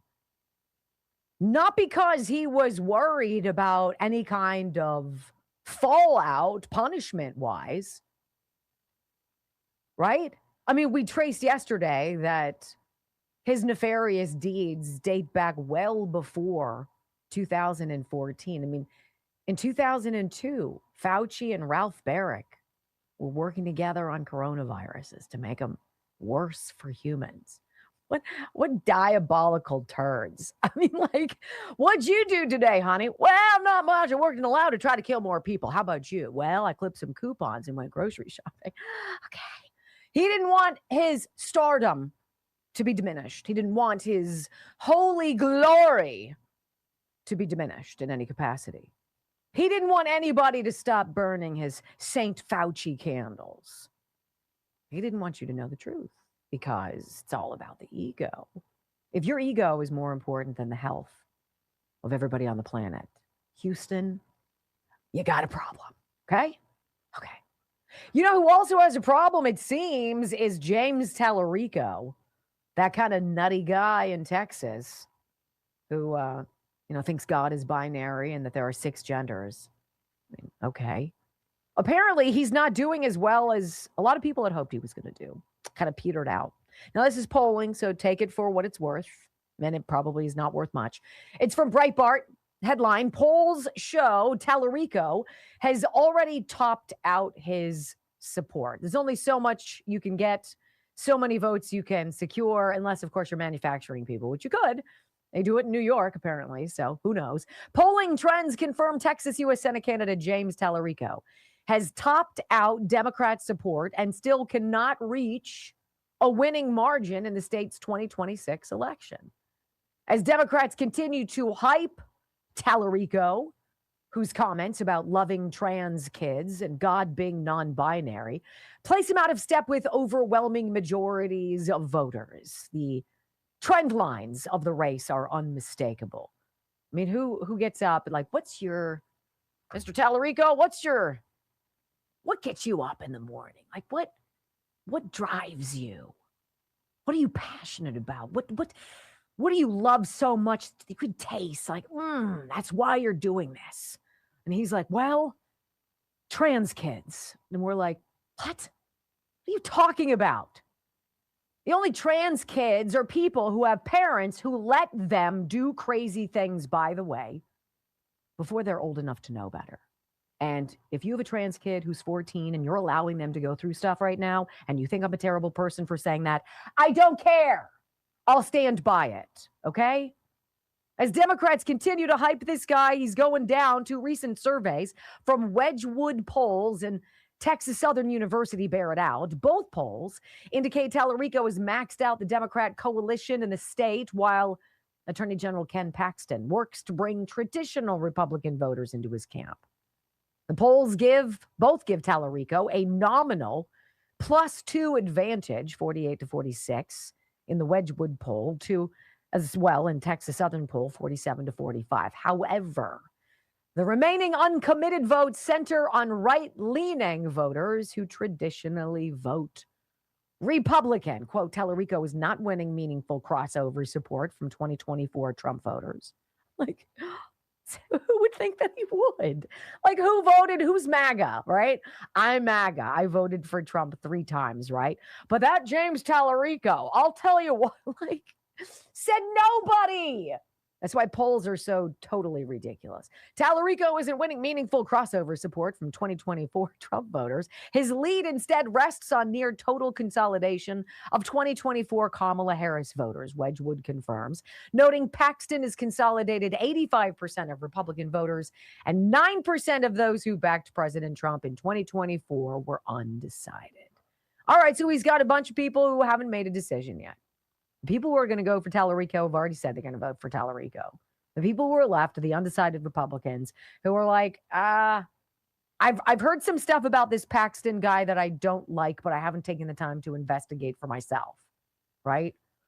And when they begin to see more and more like what this guy Tallarico is all about, longtime Texas Governor Greg Abbott, we should say, leads his challenger, Democrat Gina Hinojosa, by 6.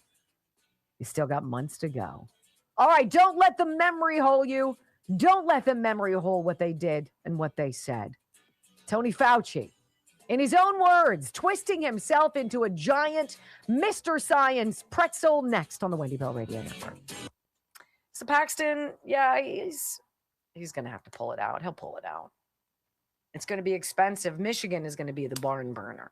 My question is, if you don't have, what's his face, Soros giving money, he's given 0 to the DNC this election cycle, this year.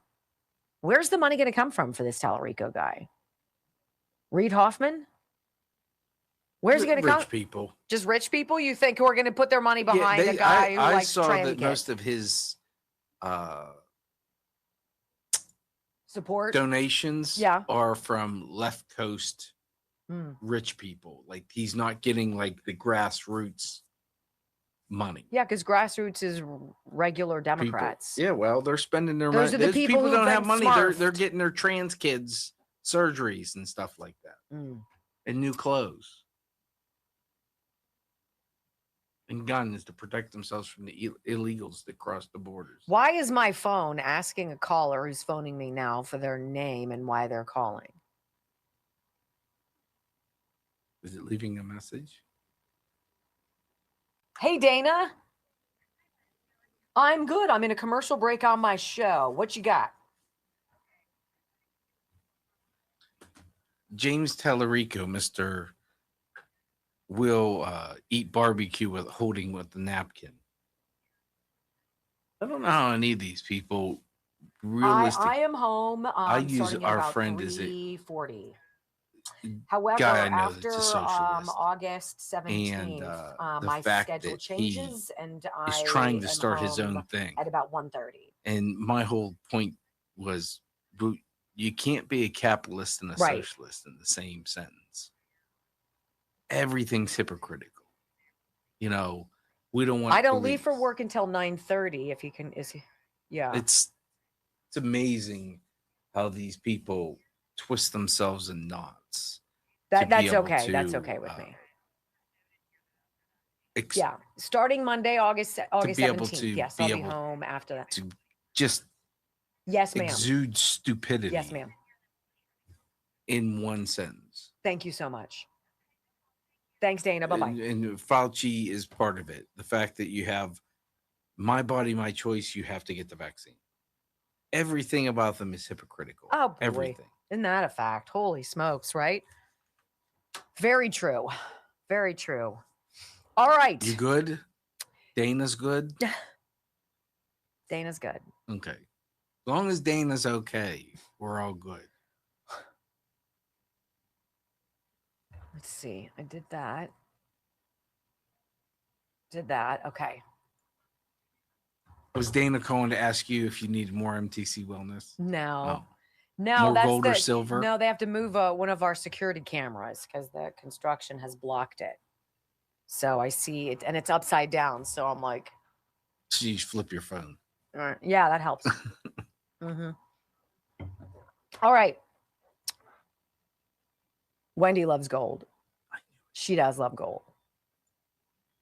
I don't speak in the third person. Joe does. It drives me crazy. But the website is wendylovesgold.com. And I got a great question from, was it Ricky? I forget who it was who asked me. Are you sure that there are no implications in passing down gold and silver to your kids?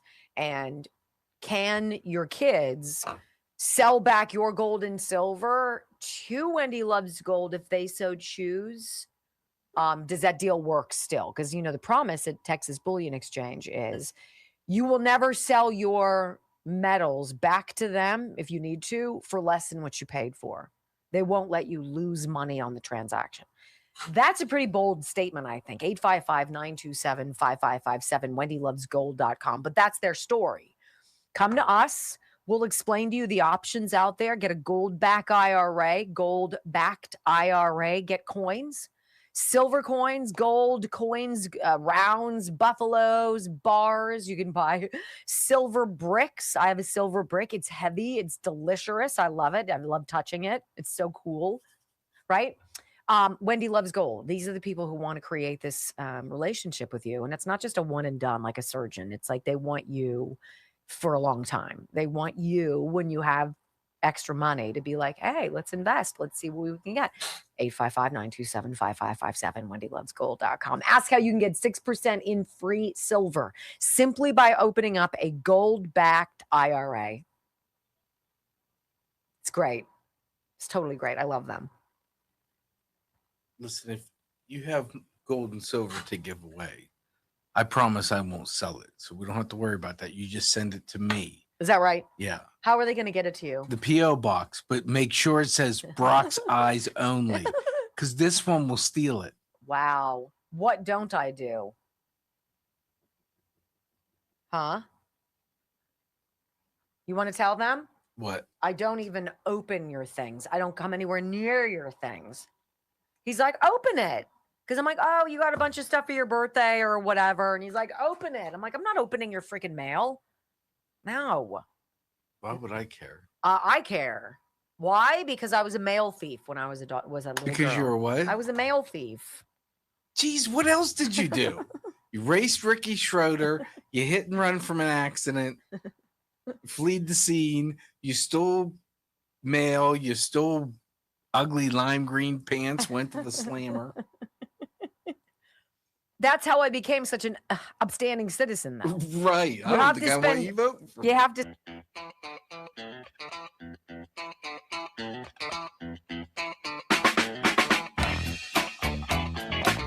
There's no way you're not moving to this beat right now, right? You're in your car. You're dancing. I know you are.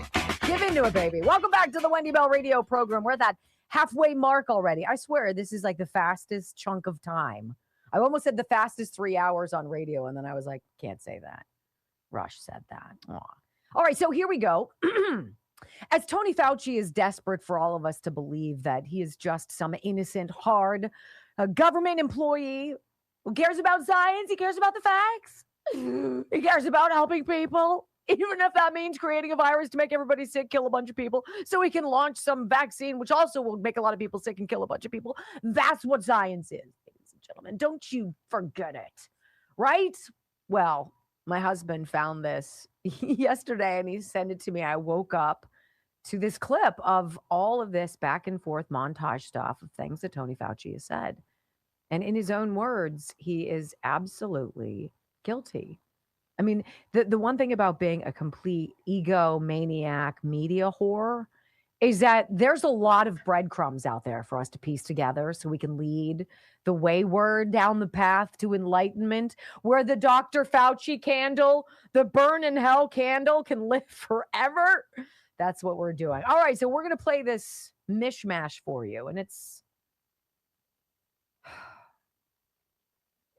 almost a defense mechanism to make fun of it, because if you stop and you think about how many people got hurt and how many people died and how many life years were lost, how many young people with God knows what kind of potential died who didn't have to die. This is deathly serious. And there is no punishment that is good enough to satisfy those of us who loathe Dr. Death. So this clip begins in 2017 with the good doctor himself telling a scientific gathering about planning for a pandemic, because it's coming, folks. I guarantee it. 2017. When President Trump was president, obviously. This clip also features Newt Gingrich asking Fauci over the phone if the Bioterror Warfare Center in Wuhan, aka the Wuhan Institute of Virology, is the likely source of the virus. Listen. To the topic today is the issue of pandemic preparedness. And if there's one message that I want to leave with you today, based on my experience, and you'll see that in a moment, is that there is no question that there will be a challenge to the coming administration in the arena of infectious diseases, but also there will be a surprise outbreak. I don't know how many times I can say it, Madam Chair. We did not fund gain-of-function research to be conducted in the Wuhan Institute of Virology. Anyway, so let me just go on about NIH lifts funding pause on gain-of-function research that might be anticipated to create, transfer, or use enhanced potential pandemic pathogens. I don't think this is going to be foolproof. Things are going to slip through. If it may have been a lab, may have been nature, we're supposed to look forward, then why did Dr. Fauci work so hard for just one of those theories? I'm almost have to laugh at that, Neil. I mean, that's totally bizarre. First of all, I wasn't leaning totally strongly one way or the other. I've always kept an open mind. As you know, there's a sort of urban legend that there's a biological warfare center in Wuhan and that the coronavirus escaped from that. Did you have any sense of where it probably came from? I think ultimately we know that these things come from an animal reservoir. I've heard these conspiracy theories, and like all conspiracy theories, Newt, they're just conspiracy theories. I wasn't leaning totally strongly one way or the other. I've always kept an open mind. Isn't that fascinating to hear that? The flip-flopping, the back and forth, the this and that, and the lack of science and all of the garbage. And how about Newt Gingrich asking specifically about the conspiracy theory about a bioterror warfare center in Wuhan? What?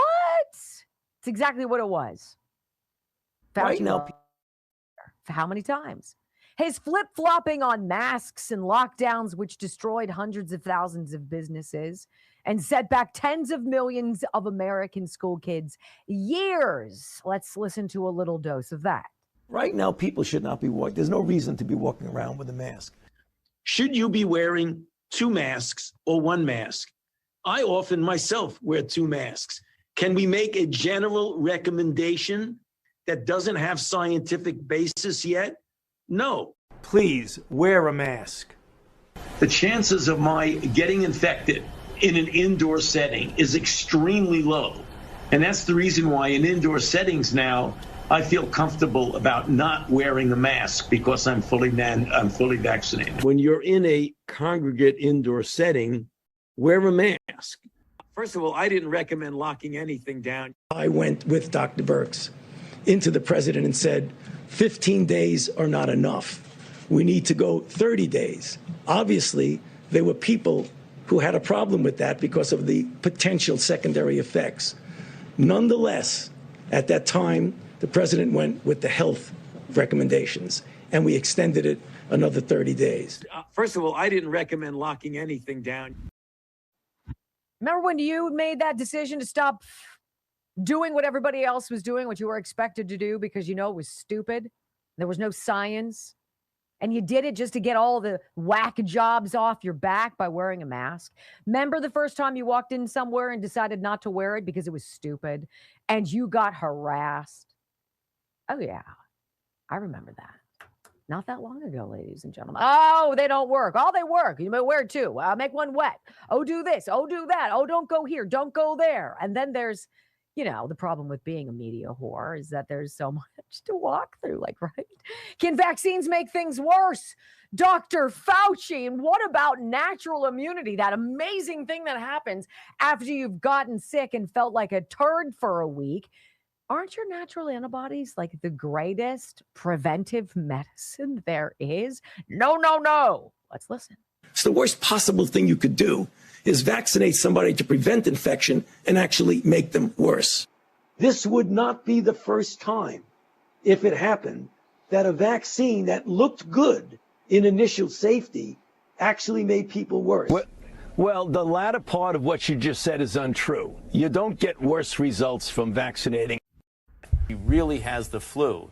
She definitely doesn't need a flu vaccine. The optimal degree of protection when you get infection is to get vaccinated after infection. Because the best vaccination is to get infected yourself. The optimal degree of protection when you get infection is to get vaccinated after infection. She really has the flu.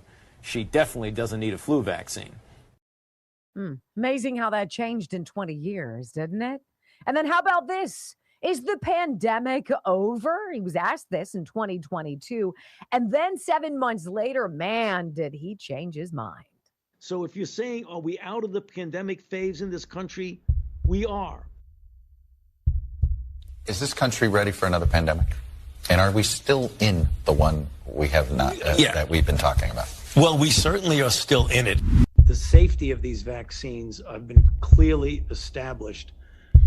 The long-term effects that the people are apparently concerned about really have I'm sure there is a very, very, very, very rare exception, but the long-term effects are really essentially non-existent. Do we have any data about, vaccines and the back end of that, or the negative side of that? There's been a number of studies. New York Times just did one about menstruating cycles and how that is affected by vaccines. Yeah, the menstrual thing is something that seems to be quite transient and temporary. That's the point. That's one of the points. We need to study it more. We need to study it. Because the other side that just keeps putting out misinformation and disinformation seems to be tireless in that effort. An article in the San Francisco Examiner, I think, a Sunday magazine section, which was just phenomenal. I still have a picture of it. It says, I call you murderer, an open letter to an incompetent idiot, Dr. Anthony Fauci, the director of NIAID. Yeah. Yeah, about all of that stuff. We all have personal stories we could chew on and spend a lot of time on. But I want to get to this from the ex-user Wall Street Apes. This is Anthony Fauci. And the question is, knowingly hurt and killed how many young men in particular? Fauci knew the boosters caused myocarditis in young men, but he pushed it anyway. And then he celebrated expanding the eligibility in young people in his diary. The video begins with a clip of Judicial Watch's Tom Fitton reading the email evidence. Listen to this. Fauci vaccine scandal. Fauci and Biden White House, where furious CDC experts resisted broader vaccine booster recommendations because of myocarditis risks for young men. With White House, quote, counting on his influence, Fauci pressured CDC Director Rochelle Walensky to overrule key advisory committee and expand booster eligibility anyway. He then celebrated, Rochelle, listen to me. Would you take a look at this? On September 23rd, 2021, the CDC Advisory Committee on Immunization Practices voted 9-6 against recommending Pfizer boosters for this age group. And wouldn't you know it that this was actually noted in younger males after the mRNA doses? But despite this, Fauci and the Biden White House pressured the CDC to do it. Despite this, the CDC director then expanded recommendations overnight or early the next morning to include the risk group. And if you look at this, there is estimates that hundreds of people died from this. So how is this not murder that they observed these risks? And then the Biden White House and Fauci pressured the CDC to approve them. They then approved them overnight, and then hundreds of people died. I mean, think about this. I fact-checked that. On September 23rd, 2021, the CDC's Advisory Committee on Immunization Practices, ACIP, voted 9-6 against recommending a Pfizer booster in people 18 to 64, in fact, who worked in occupational roles that make them more susceptible to contracting the virus. Healthcare workers, teachers, essential workers, people like that. But then the next day, overnight, CDC Director Rochelle Walensky overrode ACIP's recommendation to include 18 to 60-year-olds in the booster shot recommendation. She was like, no, everybody should take it. Absolutely.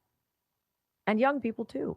How many people got myocarditis or died after the booster because Fauci told her to include 18 to 64-year-olds anyway, and then they expanded that to be children? Fauci's diary says he called Walensky. He begged her to override ACIP's ruling, saying that the White House team was counting on him being able to persuade her to do so. He told her that she failed to include 18 to 64-year-olds. If she did fail to do that, she would be painted as someone who lacked leadership. But if she did, she would strengthen her image and turn lemons into lemonade. Listen to the bullying. He later wrote in his diary that, quote, she listened to me, overruled the panel, and that he called to congratulate her for showing clear leadership. The boosters injured or killed how many people? Fauci strong-armed the head of the CDC to go against the advisory panel's recommendation. And then he gloated about it in his diary. By the way, fun fact, last June, RFK Jr., as head of HHS, removed all 17 members of the advisory committee to the CDC. It's almost like he knew. When we come back, Chris Cuomo, oh, I hate him. So this is great. You're going to love this. Next on the Wendy Bell radio program. I shouldn't take joy. That's wrong. I sent you another. That's wrong. You did. Just, you don't even have to listen to it. Oh. No. I hear greater good. Yeah.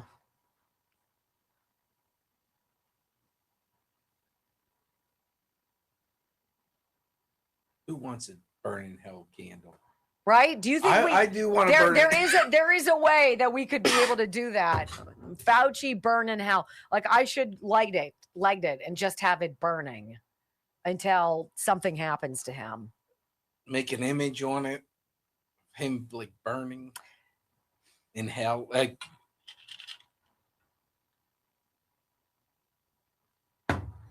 I don't know where the merch is yet. Anybody seen any merch yet? Remember how it was FU46 and let's go Brandon and let's go Brandon and all of that. Like we need a burn in hell Fauci, you filthy scumbag memorabilia. Like burn in hell Dr. Death. Is that too much? Wendy, I just think calling Wendy it Bear? The burn in hell. Yeah. Ooh. Wow.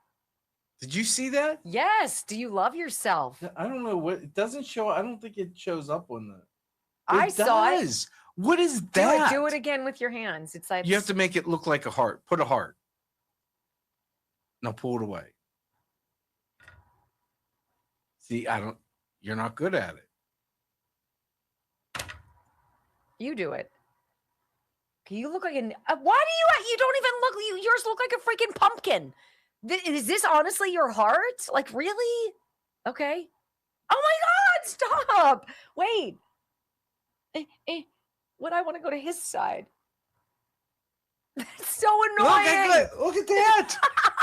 What in the God's hell is going on? The only thing that could come upon all those fireworks is the sniper cell. Oh my goodness. It's a great time. Disinfectwithsniper.com. Literally, you have kids going to college, get them a bottle of Sniper. This is a hospital-grade antibacterial, antimicrobial disinfectant. It kills everything. Literally everything. It's safe for everything. And look, if you've got kids who are starting to play, they're playing football, they're starting field hockey, lacrosse, anything that's stinky, smelly pads and equipment, this, you spray it on it, totally neutralizes the odor and takes care of all of the yuck. Disinfectwithsniper.com, 20% off. Oh, August, 20% off. He's never done 20. Well, he also wanted me to tell you guys that he still has prints left of the 250th stuff. So check those out too. All those proceeds go to charities. Yeah, I don't know what that. What is that? I have no idea. It's like magic. See, mine is being seen through an Ozbot. Your camera is through your computer. So the computer, it's an Apple thing, clearly, because the Ozbot is not allowing me to do that.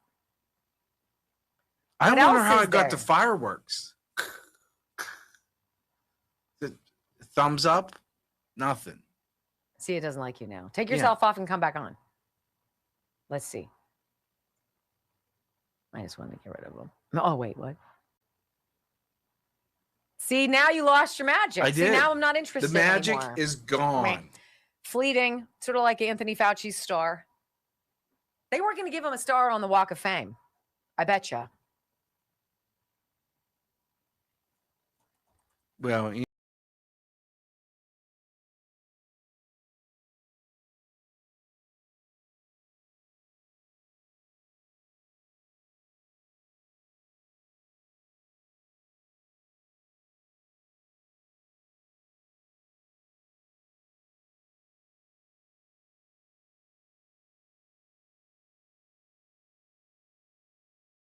Chris Cuomo wants all of us to forget what a turd he was for the last several years. He wants you to memory hole, put somewhere on a shelf with the FDA's knowledge of all of the side effects of these drugs, these boosters, and these vaccines. Just put it away until we're all dead, then people can see it. He wants you to memory hole. Well, we cannot memory hole. Chris Cuomo wants you to believe, no, he understands. He's with you. Fauci bad. Vaccines bad. What? That's not been his story. This news hack never thought twice about what the experts were pushing before he tried to ram it down our throats and sanctimoniously finger wag and tell us what bad people we are. You unvaccinated. It was so dark, right? So here's a fun little mashup. I think we should begin with the 2024 clip of Cuomo on the Patrick Bet-David a podcast confessing that many people have been hurt by the jab, right? He didn't know. They didn't tell. Blah, blah, blah. And then a montage of Chris through the COVID years, browbeating the unvaccinated. Apology? Of course not. This is never as simple as vaccine good, vaccine bad. We have data to support the fact that there are thousands of people who have had adverse effects that are not getting attention. Be nice to the unvaccinated. Don't shame them. Let them learn enough. This country is about the vaccinated and those who choose to put them at risk. The vaccinated are this country. They've all done the right thing. So how long must the majority wait for the stubborn, waiting on people who insist on making themselves and others sick? And there is no valor in being unvaccinated. Not getting vaccinated is what is unfair. This is on you. That it's good that you're not taking it to thwart the government trying to have a hand in your life. How much more are the vaccinated going to take from the vacuous as if it were some misplaced righteous cause? It's freedom. It's freedom not to take the vaccine. Because it's not about reason. It's about animus. It's about resentment. I mean, honestly, you sound like an idiot, so there's not much to say. But, Tony, good luck with it. See you. And so do you. Yeah. Only for having you on the show. That was my only mistake. Look, it's just stupid.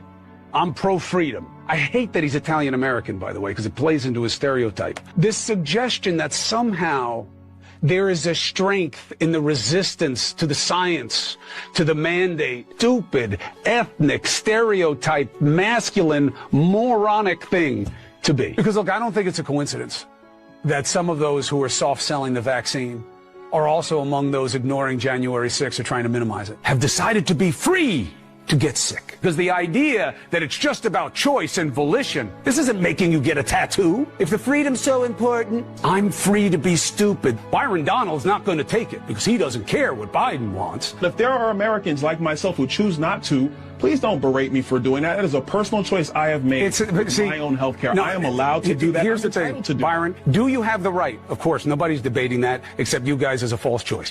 What I'm saying is it right? That is being dumb as a proxy for being bold. Because you're seeing some kind of righteousness and a choice to do something that doesn't make a whole lot of sense. And why shouldn't I get opportunities as vaccinated that you don't get as unvaccinated? You don't want to get vaccinated, it's not because you know more about science. Just because you work in the hospital doesn't mean you're not susceptible to mis or disinformation or being vaccine hesitant. Amazing how selfish we have been in this situation when you think about it. And the selfishness, just in the simple statement of, I'm not getting it because, deep denial and selfishness. It is shameful. And to be clear, by we, I mean you who are not protected for yourself and loved ones yet.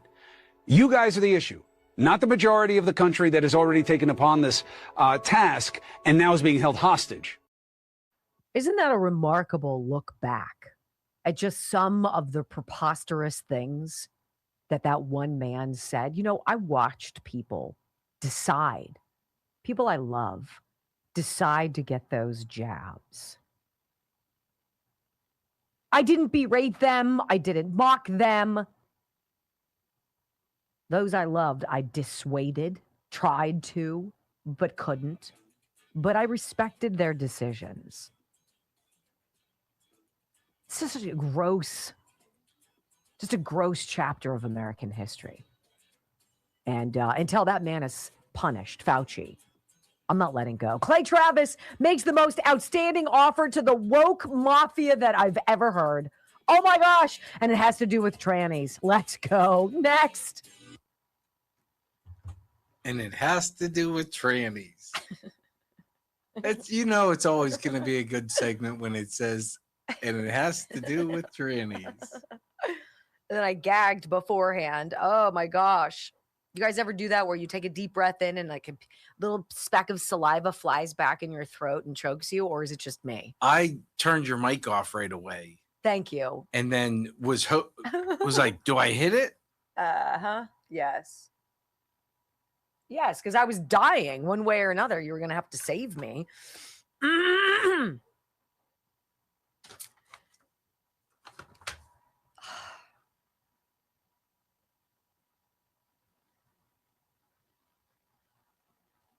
Okay.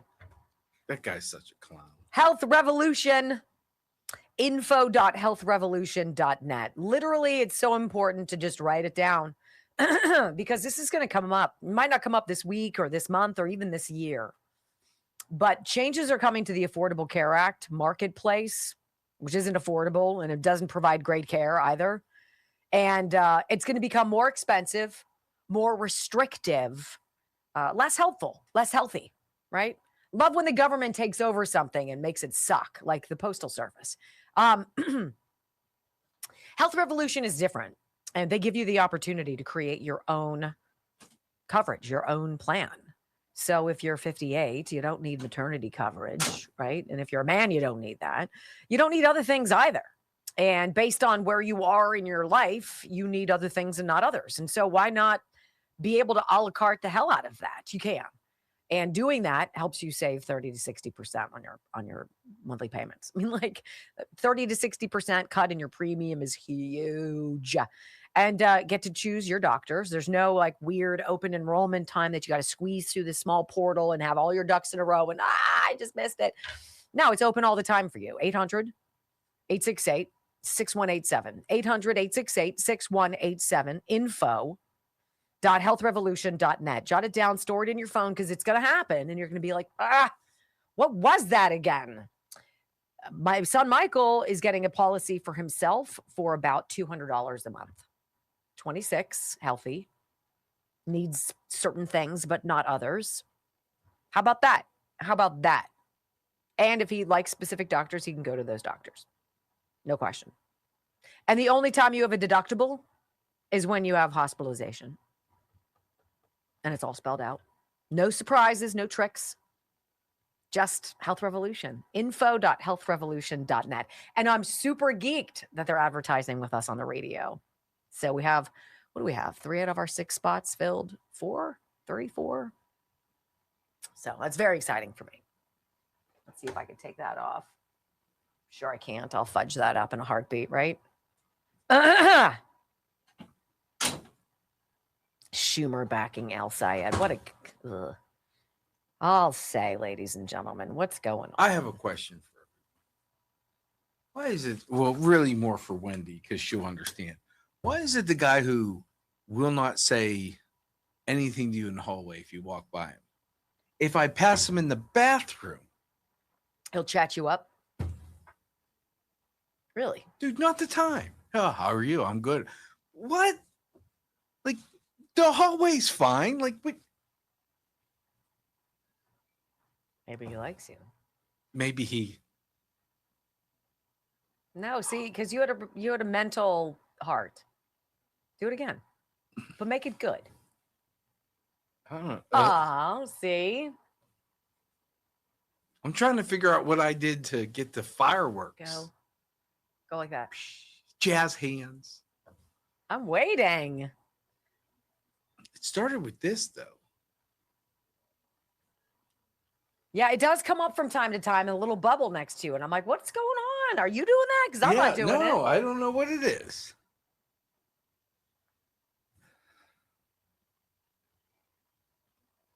Oh, Demanda, that's good. Is she making a Fauci candle? I told her to make me an image. And I'll give her 1 cent royalty on. Hey, the Loving Liberty Network wants to take our show. How do you feel about that? Who's that? His name is Scott Adams. It's truly his name. Hey, Brock and Wendy, I'm Scott Adams. Well, good afternoon, Scott Adams. He says, producer of the Loving Liberty Radio Network. I'm writing because I'd like to explore airing the Wendy Bell Show on our network. Nice. If you're open to it, we would simply relay your existing stream and create a dedicated feature page to promote the show to our audience and partners, including Salem, United We Pledge, and Turning Point USA. There is no cost on either side, no fees from us, and we are not asking for you to pay anything. As we host and participate in events from time to time, there may be occasional opportunities for speaking roles. I don't know what that means. I believe this could be a straightforward way to expand the show's reach while remaining fully under your control. Happy to discuss details whenever it's convenient. See, you guys are in the know. Yeah. You're in the know. Before I was in the know. We're all in the know together. Did you see the picture I sent you? Oh, no. What am I looking at? I'm serious. I'm thinking about creating a candle. Are you? I think it would. Oh, the Burn in Hell? The Wendy Bell Burn in Hell Anthony Fauci candle. Let's do it. We just have to laser print, right? No. Don't you have to create a label? Yeah, a label. Yeah. That's what I was going to say. We would create a label. Sort of like we did with the mugs, maybe. Okay, now we got to find a low-cost candle dealer. Yeah. So we can maximize our profits and whore our way to the bank. Yeah. I'm sorry, what? And 1 cent of each candle goes to dogs. No, Amanda. Oh. Well, yeah, dogs. Because she'll take that money and spend it on nacho. So nacho. Do you guys think we should? Dog. I would totally do that, and I would burn it. I would burn it. I would burn my burn in hell Anthony County. In the comments. There we go. In the comments, tell us what you think. You do have to come up with a scent, but it has to be somewhat pleasing. It can't be like poopy. It can't be poopy scent. Is there poopy really? Because that's so what I wanted to do. 3, 2,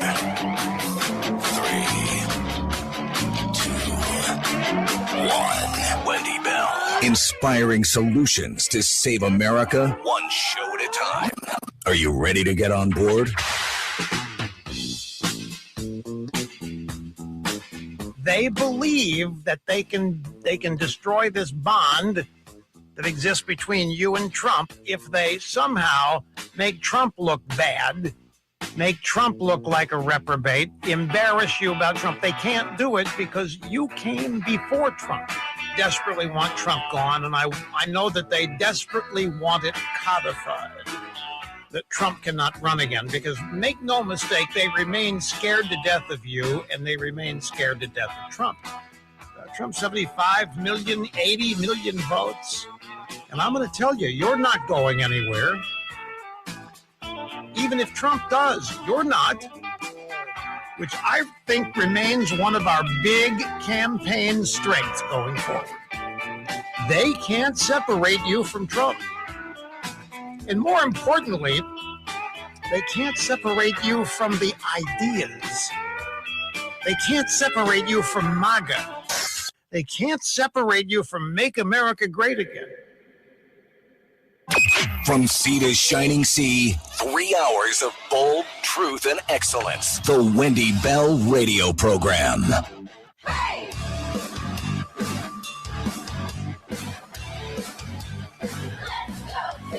Welcome back. Hour number 3 of the Wendy Bell Radio Program is live. You know, it's the left lost its way long before COVID. They stopped finding anything humorous.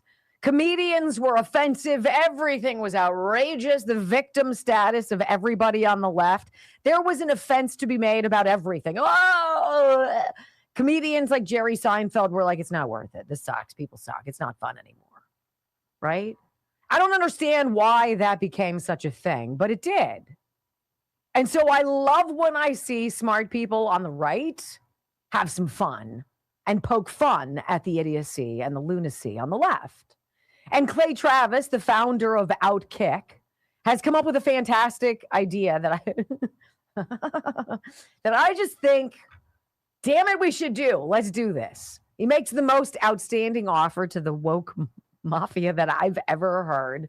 And I'm going to read you the story from the Gateway Pundit because it truly is delicious. I do happen to keep clicking the wrong icon over and again. Here we go. Clay Travis obliterates the woke WNBA. First of all, the WNBA. Okay. With $10 million, a challenge to play high school boys. Announces an all-trans franchise called the Nashville Balls. Call it the Twig and Berries. The Apple and Bananas. Right. gosh, what's that fun baseball team that is all goofy? The Savannah Bananas. The Savannah Bananas. We could do the Nashville Apple and Bananas, it's banana and apple, whatever it is. Apple and banana, yeah. Okay. And he wants to do this because it's just stupid. The whole woke agenda, the gender stuff. Outkick founder says he's going to pay $10 million to the winner of a showdown between the Aces. This would be the Las Vegas WNBA championship Aces and a boys high school championship team of his choosing. And he floats an all transgender Nashville franchise to test the league's inclusion rhetoric.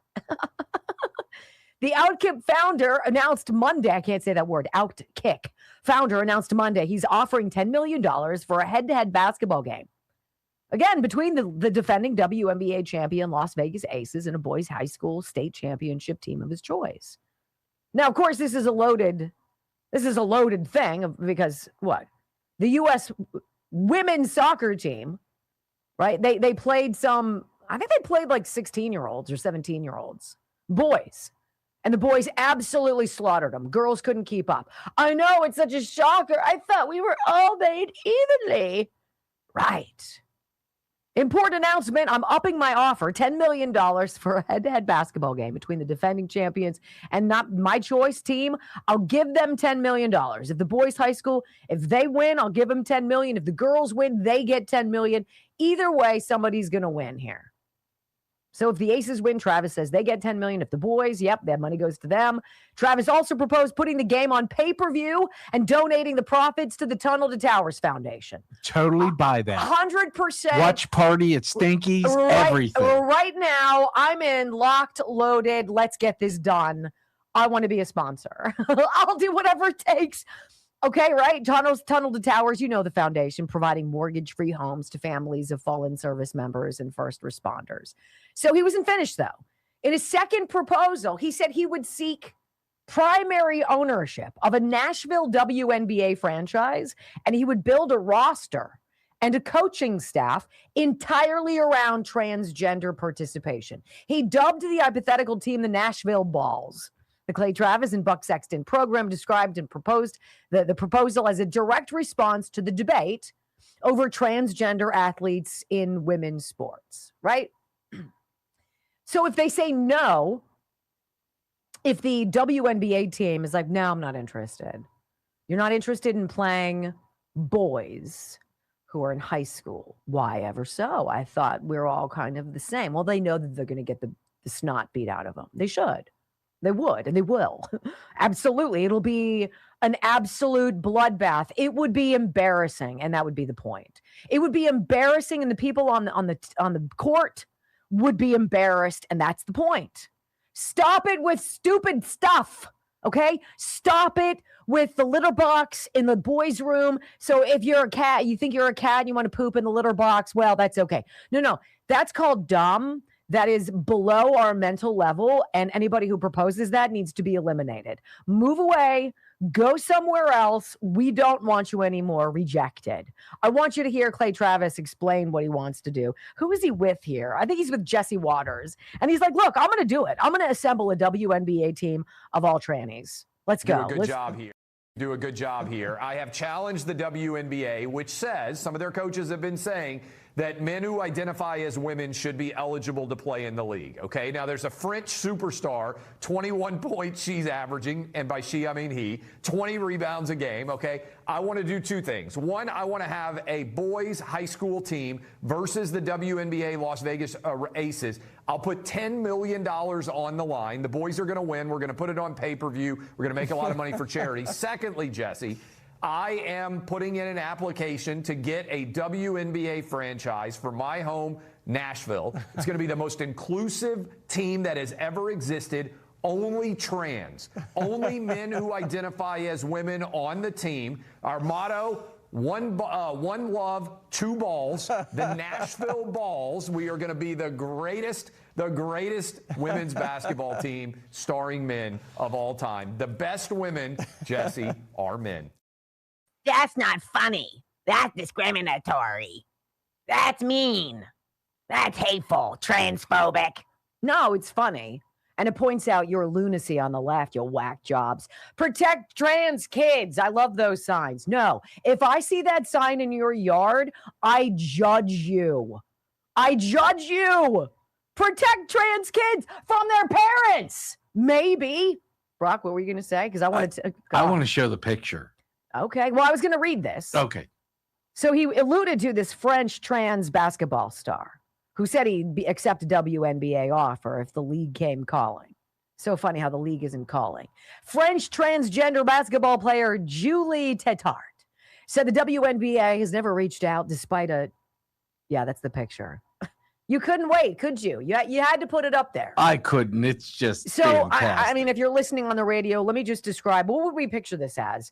Do you guys ever remember like Lou Ferrigno when he was really weightlifting, or Arnold Schwarzenegger when he would do where that? you're all veiny? It's all that, all the veins in the chest, and it's like all the ripples, and it's not becoming at all. And then it's wearing with fake boobs in a bikini, and then you realize that's a man, baby. That's dude. That's an wow. That is an ugly woman, but it's not a woman. It's a dude who wants to be a woman. Tetart, 34-year-old, 6'3" center. I might be thinking of the wrong. No, I'm right. 6'3" center who came out as transgender in 2021, averaged 21 points and 20 rebounds per game for a Monaco club during the 2025 season, leading the league in both categories. Asked whether he would consider playing in the WNBA. The answer was straightforward. If they contact me, I won't say no. But you have to be realistic.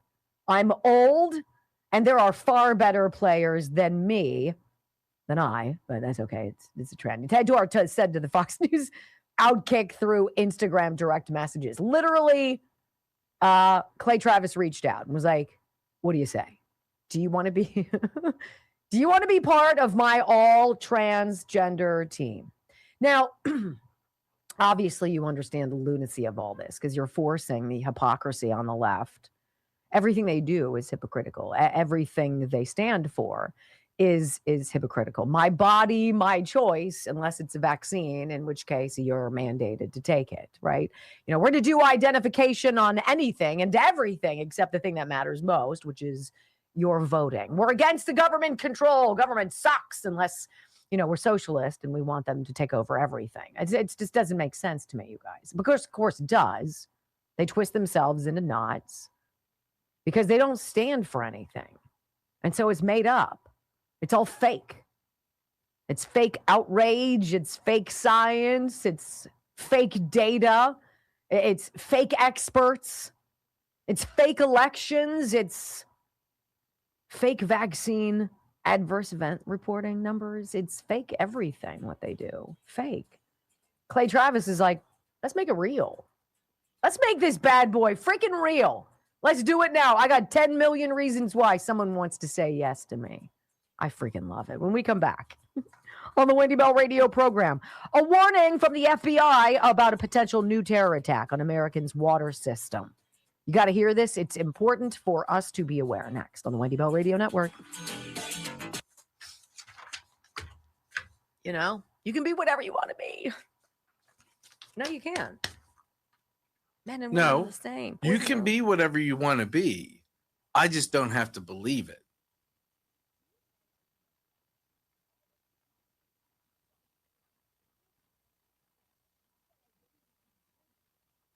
Tetart is being named Player of the Year, Defensive Player of the Year, Domestic Player of the Year, but did not win the MVP award, prompting criticism from transgender advocacy group Transpire, which argued that both Tetart and fellow transgender player Aurora Porto were overlooked despite their performances.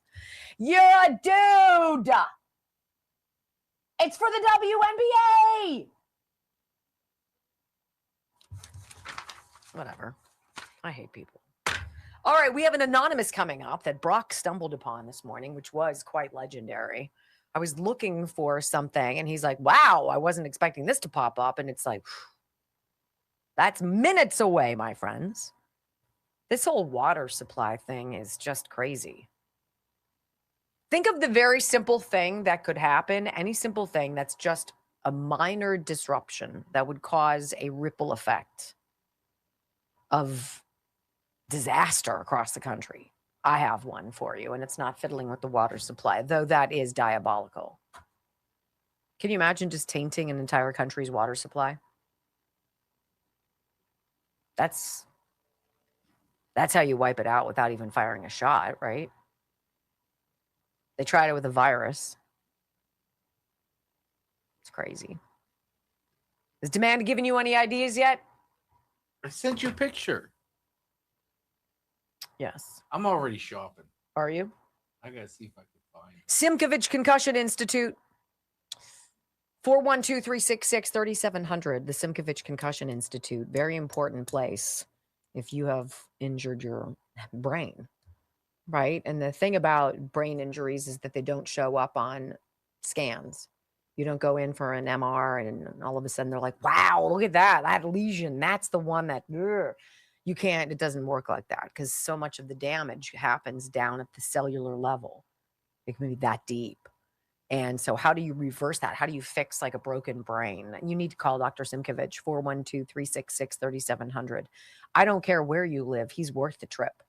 He will fix you. He will heal you. He will get you back in the game, back behind the wheel, back in the corporate boardroom, wherever it is that you are.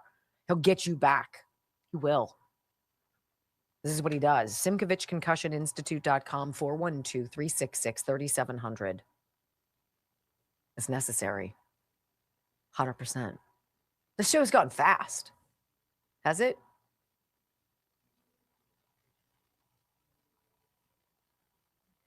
Oh, James Othmeyer is sending a subpoena to Fauci as well. Wow. They're not mucking around, friends. Oh, you can get Yankee candles. Unlogo. Oh, those are the best or something? What's that? Is that good? Yankee candles. I don't know. That sounds like it's going to be my job today. Putting together the Burn in Hell Fauci WBR candles? Yeah. I'd buy one. There are so many people who hate him. Did you see Demanda's picture? I saw the one where she's the devil, where he's the devil. Oh, okay. Right? Yeah, it's great. Do you guys want to see it?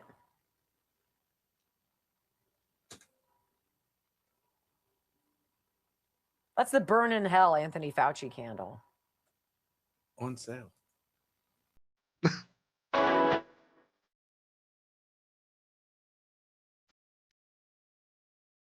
Welcome back to the Wendy Bell radio program. You know, Joe and I I forget where we were, but I don't think we had the kids with us. We might have gone to Boston last Thanksgiving before the holidays to do a little shopping and get away for a long weekend. And we go back to our Marriott hotel or whatever it is, and our key doesn't work, right? And if you've been to the hotels lately, you know what they are. It's just that it looks like a credit card, and you put it up there, and the thing turns green, and beep, you're in the door, right? Well, not only did it not work, nothing worked. We couldn't open the door. We couldn't get our stuff. And they had to come in, and they had to bring in some contraption.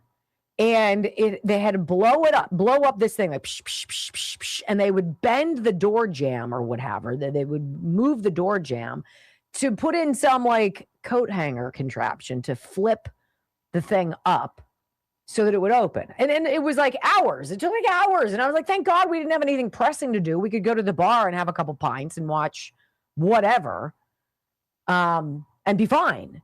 And so we were talking about it. I'm like, can you imagine what a diabolical scheme it would be to do something to make all of the hotel magnetic strips go haywire so nobody can get into their rooms. So people are locked out of their rooms. Nobody can get their stuff. Nobody can make their flights. Nobody can get anything. And literally, I would say in 24 hours, you would bring the country to its knees. There would be standstill. Planes would stop. I mean, things would stop. People couldn't travel. It would be an absolute abject nightmare. From one little fiddling, if there's like a master, key decoder, whatever, to just be like, bzzzt, right? I mean, if they could change our elections from Serbia and Venezuela and China, I'm sure it's not a stretch to go, bzzzt. to some key locks, right? Can you imagine, though, how quickly something that small that you wouldn't ever think about could fudge everything up? You know, the water supply, fiddling with the water supply, that's truly diabolical. And now the FBI is saying, hey, look, got to be on the lookout for cyber attacks on the municipal water systems across 7 states. 7 states, okay? This is at Breitbart. Here's the story. The FBI has issued an urgent warning after hackers targeted municipal water systems in at least 7 states over the past week, prompting concerns about the vulnerability of critical water infrastructure across the nation. This would be crippling. NBC News reports that the FBI and the EPA released a joint public service announcement warning water and wastewater utilities nationwide that malicious cyber actors are attempting to disrupt critical water infrastructure.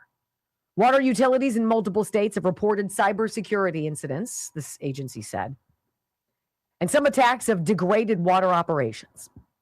The warning follows a breach in Minnesota where hackers targeted more than 30 municipal water facilities in the attack. That is diabolical. It is. Emily Zimmer, spokesperson for Minnesota's Information Technology Services Agency, said Thursday there was no indication that the breaches had contaminated any municipal water supplies. You know, Emily, I don't mean to be distrusting of you. I don't know who you are, but I remember Mike Regan, who was head of EPA. Wasn't he head of something? Maybe FEMA? Whatever he was. And he and Pete Buttigieg came to East Palestine, Ohio after the train derailment and they drank the water. They pretended they were drinking the water. Like, no problem with the water supply. Meanwhile, you know, you walk down the river and there's all these dead deer and they're like, no, I'm sure that's not from anything. All of the fish are dead and belly up. They're like, that's weird. And then there's that rainbow, you know, oil slick sheen on all of the water. And you're like, don't worry about that. That's just too much iron. You're like, right. So as Emily is telling you, no water was contaminated. Everything is perfect. I just don't have that kind of confidence in our system. There are way too many ways without firing a single shot or unleashing a virus on us for people who hate the idea of freedom and manifest destiny and individual self-determinism, all of which are the same things, to want to wipe us out. President Trump addressed the Minnesota attacks in remarks to reporters, criticizing state leadership and Governor Tim Walz, Democratic vice presidential nominee in the 2024 election. He says, I think I blame it on Minnesota because they're grossly incompetent. I would blame it on Minnesota and the governor, the corrupt governor of Minnesota. Are you paying attention, Tim Walz? Because you warrant all the theft of billions of dollars of our money, welfare fraud, Somali-run garbage that you are complicit in.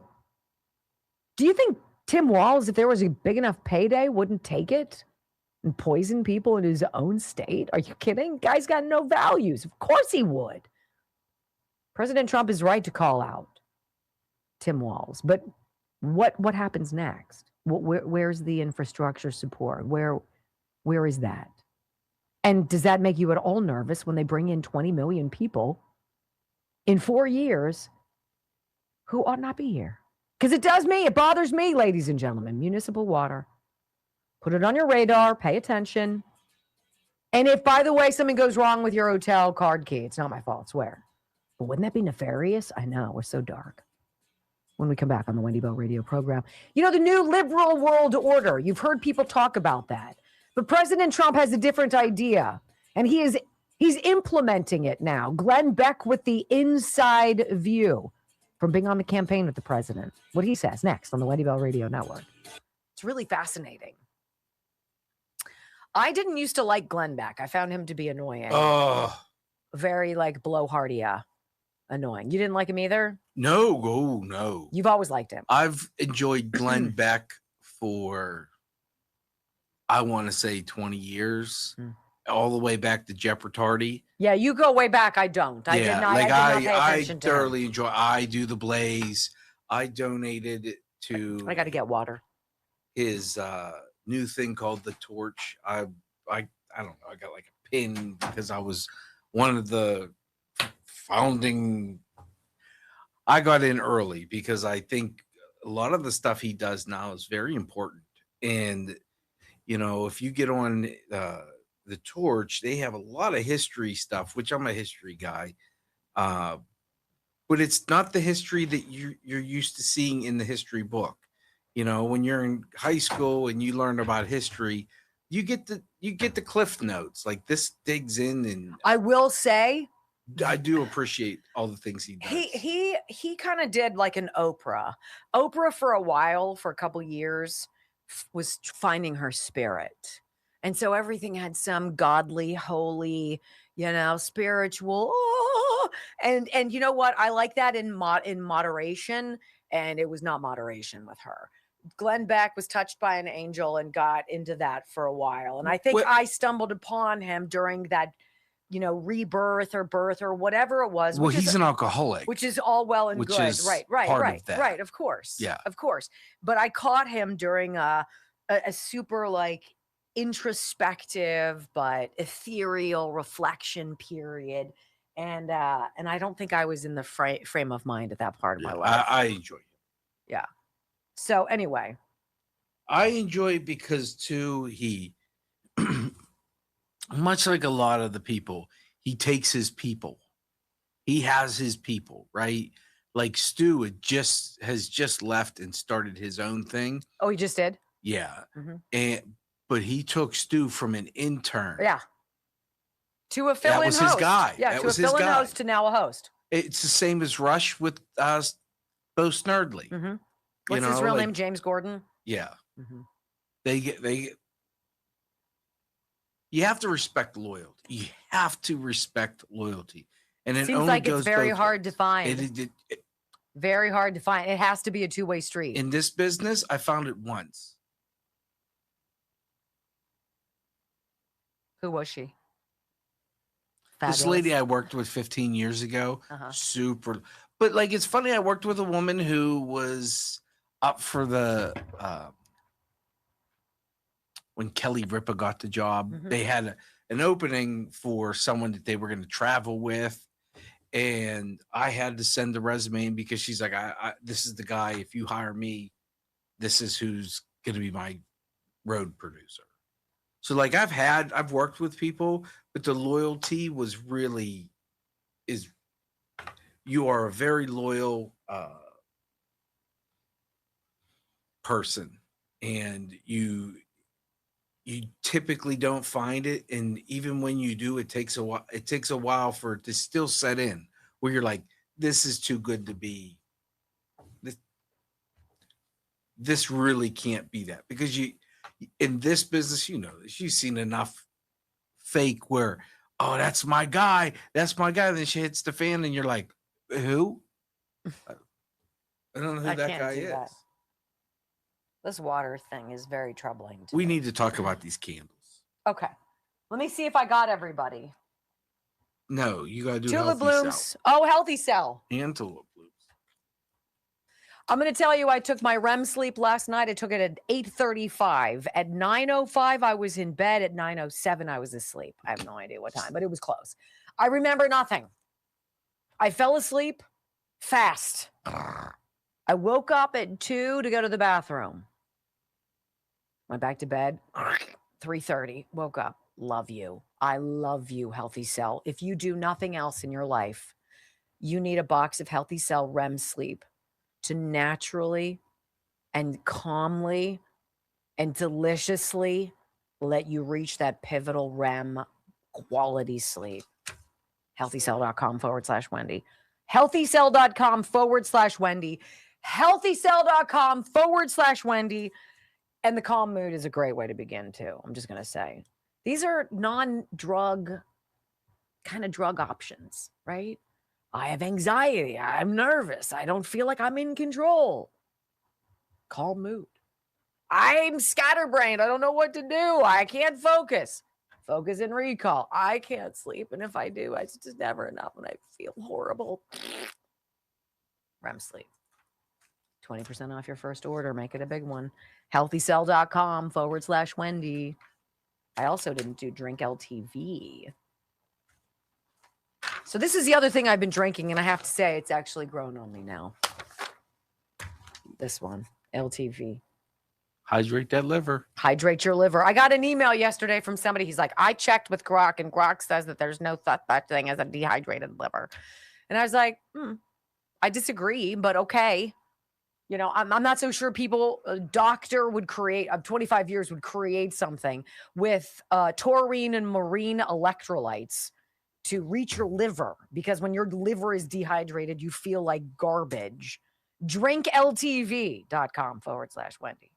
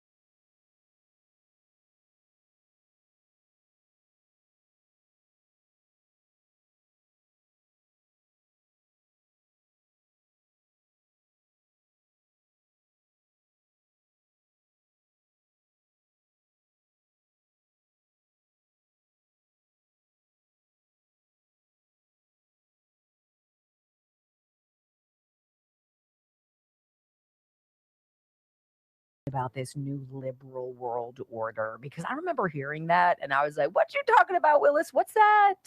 What did he just say? New liberal world order. And I remember looking at Brock and I'm like, oh, hell no. Well, the thing is, and welcome back to the Wendy Bell radio program, by the way, Joe Biden isn't the one who started talking about that. It was George H.W. Bush. God, the Bushes are just as dirty as everybody else, you guys. They're all globalist hacks. Obama, Cheney, Bushes, Clintons, Bidens, and then came along Donald Trump. Right? You know, there's a reason why the three presidents who are opposed to this lurch towards communism and all this stuff, the people who were staunchly against stuff like that, were either killed or almost. Reagan, shot. JFK, killed. Donald Trump, shot. There's a reason why these things happen. They are threats to this globalist idea that there should be a World Economic Forum diabolical bunch of scumbags who decide what the rest of us live like. And we live like plebes, by the way. They get to be high on the hog. And Glenn Beck had a very interesting interview yesterday with Liz Wheeler, podcaster, where he was talking about what President Trump is doing to reset that idea of a new liberal world order. There's a new world order, oh, absolutely. But it's Trump's, and it's completely contradictory to what this whole liberal idea is. I want to begin though with Anonymous. So Deepfake Quotes puts out something, and Brock found this for me today, and it's great. It's liberty versus control, the Declaration of Independence versus the agenda. As I said, Trump is only one of three presidents who tried to stop this new liberal world order and its lunge to the left. Listen. If you still believe in the Declaration of Independence, then the New World Order isn't just a threat, it's your sworn enemy. Each of us here today is the emissary of a distinct culture, a rich history, and a people bound together by ties of memory, tradition, and the values that make our homelands like nowhere else on earth. That is why America will always choose independence and cooperation over global governance, control, and domination. I honor the right of every nation in this room to pursue its own customs, beliefs, and traditions. The United States will not tell you how to live or work or worship. We only ask that you honor our sovereignty in return. Those are words they never expected to hear again. A clear stand for national sovereignty, and a rare one, because most presidents haven't defended your freedom. They've quietly handed it over. Before us, the opportunity to forge for ourselves and for future generations.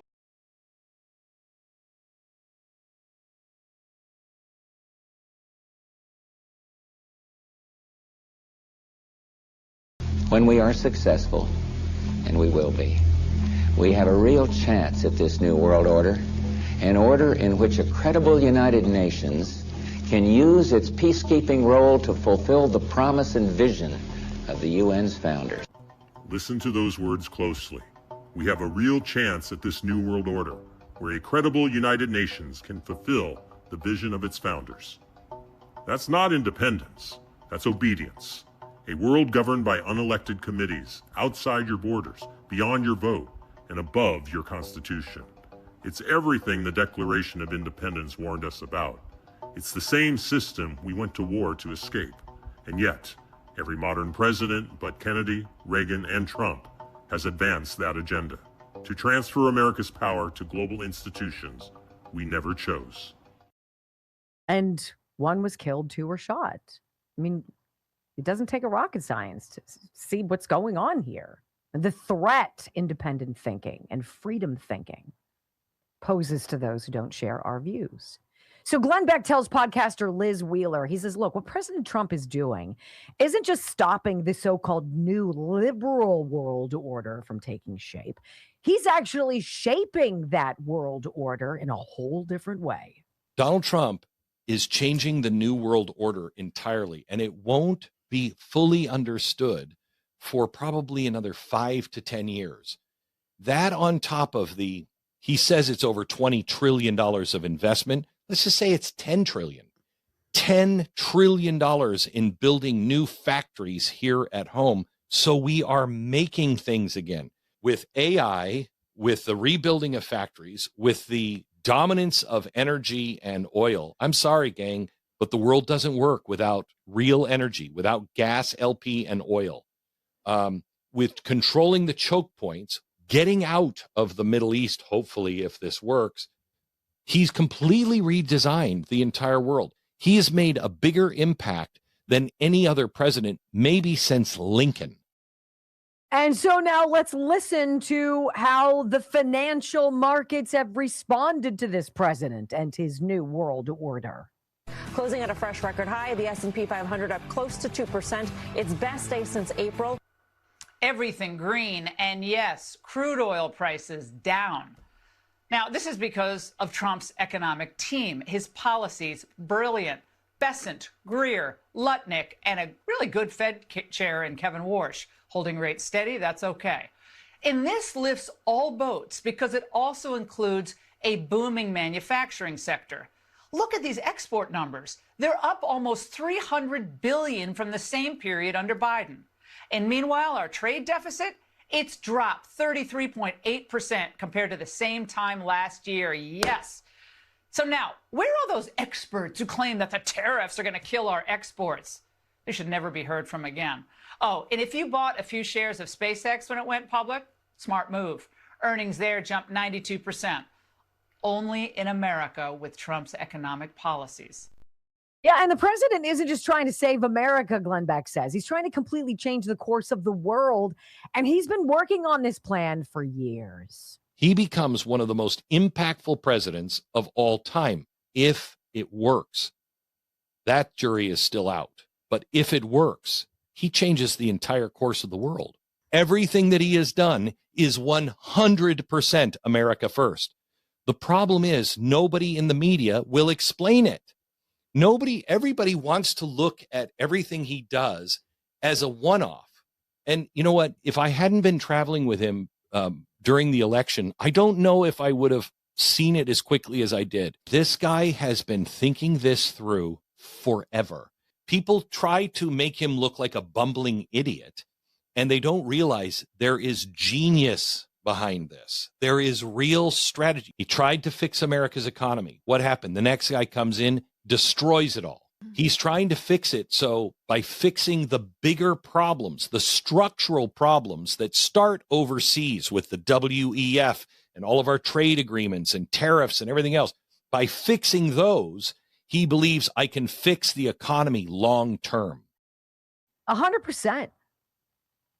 100%. And by the way, I've said this multiple times. Imagine a president who loses an election to theft, has it stolen from him. And then in the off-season years before announcing he's going to run again, uses that time not just to fight off all of the warfare and lawfare garbage, the 4 criminal indictments, 91 charges, blah, blah, blah, all that jazz. He created his agenda, 47. He created the strategy. He devised the plan. He knew the players. He knew their roles. He had it all worked out. He's got the X's and O's. He's got the squiggles. He's got it all. And in this mashup, socialists and communists, they want the government to control everything, small businesses to get crushed, foreign investments to stall, and America to collapse. Trump is the linchpin to stop them. But if we stay with the Trump agenda of economic populism, bringing in new investment, reindustrializing the country, and then wrap up this Iran conflict, the sky is the limit. Check out this new forecast from the Atlanta Fed for Q3.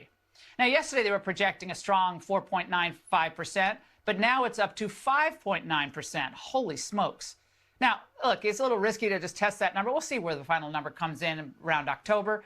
But the U.S. economic growth in Trump's second year in office, even with the Iran conflict, appears to be tremendous. And the thing is, we're not going to see the fruits of so much of Donald Trump's labor until, 10, 15 years from now, provided we don't allow it all to get fudged up by letting some lunatic come in and erase all of the groundwork this president has laid. And Glenn Beck says to Liz Wheeler, look, if the President Trump can fix the U.S. economy long term, he fixes a lot more than just America. In fact, he opens the door to previously never dreamed of before prosperity across the entire planet. If you can get there, we save the world, not just the nation. We save the world. Why do you think that people don't see the strategy? They've fallen into the trap. The enemy is Donald Trump. The enemy is the pedophile government, whatever the enemy is. And if you just say that's the enemy, you can get all of these people who believe all these different things to stand together. And it's imperative that for those of us who actually believe in the country, we don't engage in the grievance. We engage instead on, we hold these truths to be self-evident. This is what we need to fix and rebuild, not what we're going to destroy, what we're going to rebuild. It's fascinating what he says. You know, ignorance and the whole Trump is this and Trump is that, and it's Trump's fault, and I can't stand him. Ignorance is easy, right? It's open and shut. It takes no time. It's a decision, and you just go with it. It's knowledge that is time-consuming. And people are lazy. They don't want to be responsible for their own knowledge, so they sell it out to the closest thing, and it usually is the media. And the media lies without fail about anything and everything this president has done or plans to do. That's why so many people have that visceral reaction and have no clue in the world. One move that he made that is game-changing for millions of Americans, the Trump accounts for babies. And they won't understand the brilliance for at least another 18 years. We'll be right back on the Wendy Bell Radio program. Don't let me get over. I want to tell you, look, if you feel bloated after you eat, if your skin looks gray, if you feel lackluster, if you've got no zhuzh left, no pep in your step, you got no sparkle in your eye, you feel and look drab and beat down, you could have a dehydrated liver. It's true. And all of the water in the world ain't going to change that. Dr. Josh reached out. He's like, look, I want you to try this. I want you to try this. And I was like, all right, I will. And so I drink ltv.com/Wendy. I will tell you something that I notice about drinking this product.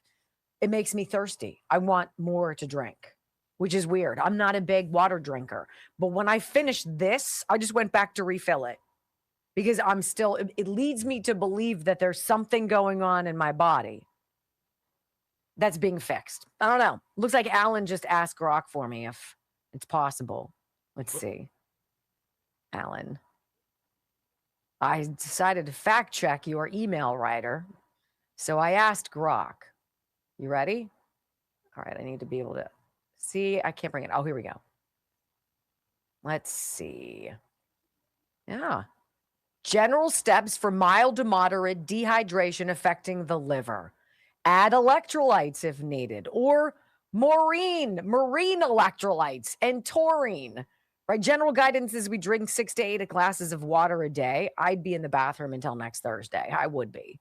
Right? Add electrolytes, options like coconut water, buttermilk, blah, blah, blah. Watermelon, cucumber, oranges, soups, and similar items provide some supplementary hydration. Limit alcohol, blah, blah, blah. Dehydration can contribute to kidney issues. Yes. Fluid restriction. It's true. It is a thing. So yes, you can have a dehydrated liver. I don't, because I drink ltv.com/Wendy, which is 64% off. I don't know why. Up to 64% off, which is just a phenomenal price. Can my whole life be 64% off? All right, what do we want to end with, Brock? What do you see? Anything enjoyable? No. Wow, that's helpful.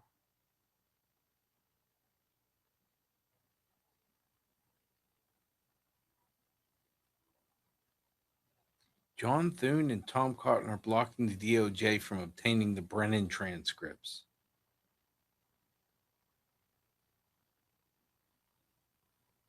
I can't believe Thune's running, like talking about re-election. Hey, bro. I sent you that. Say it ain't so. Senate Majority Leader Thune intends to run for re-election. Why would you even bring that up? I'm doing so little that I think I should do little. Yeah, I should tell you now not to vote for me in 2 years.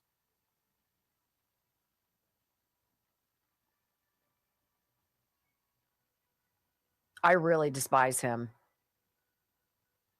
People don't like him any more than I do. They don't want it to change. They're not listening to you. They're not connected to you. He's not paying attention. Saying Scott Pressler will help. I'm gonna send whomever wants to primary him. Fetterman, if passes the SAVE Act. Wait a minute. I just sent it to you. Thank you.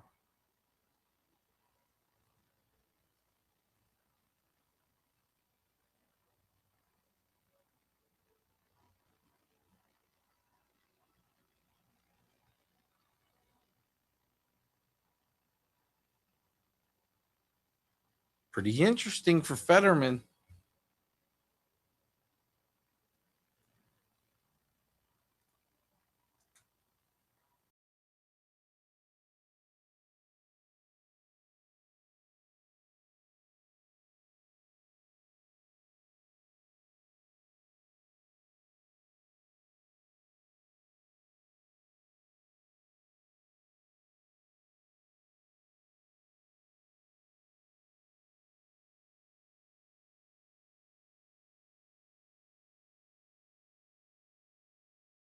End of segment. We got a 1-2 punch in stories that are kind of interesting.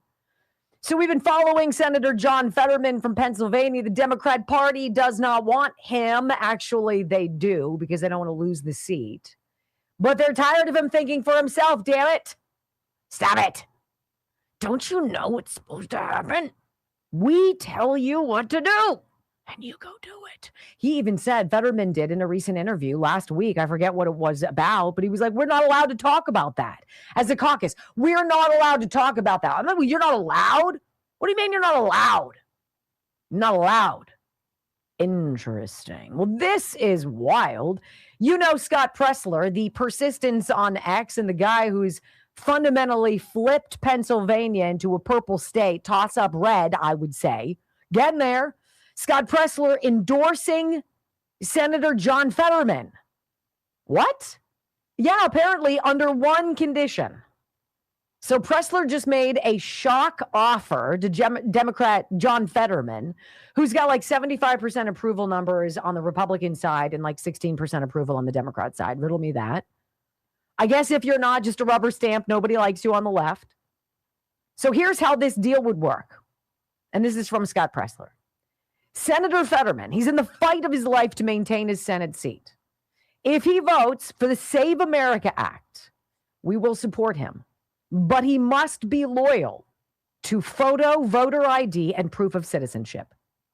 Once we get our 50 votes for budget reconciliation, J.D. Vance can come in on the 51st vote. We'll get the country saving the Save America Act funding.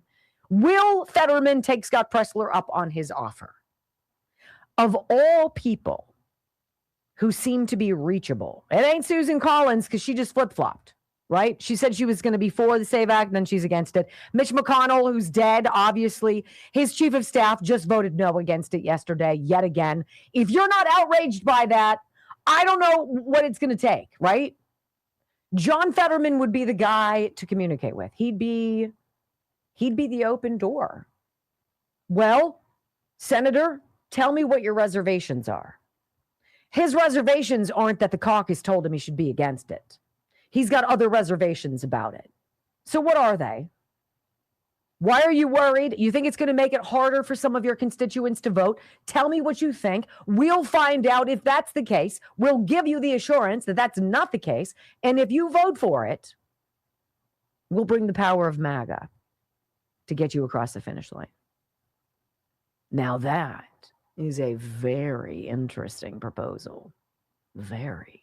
And then there's this story I wish we could play Out of Touch by Hall & Oates, because this is, here's a headline. This just in.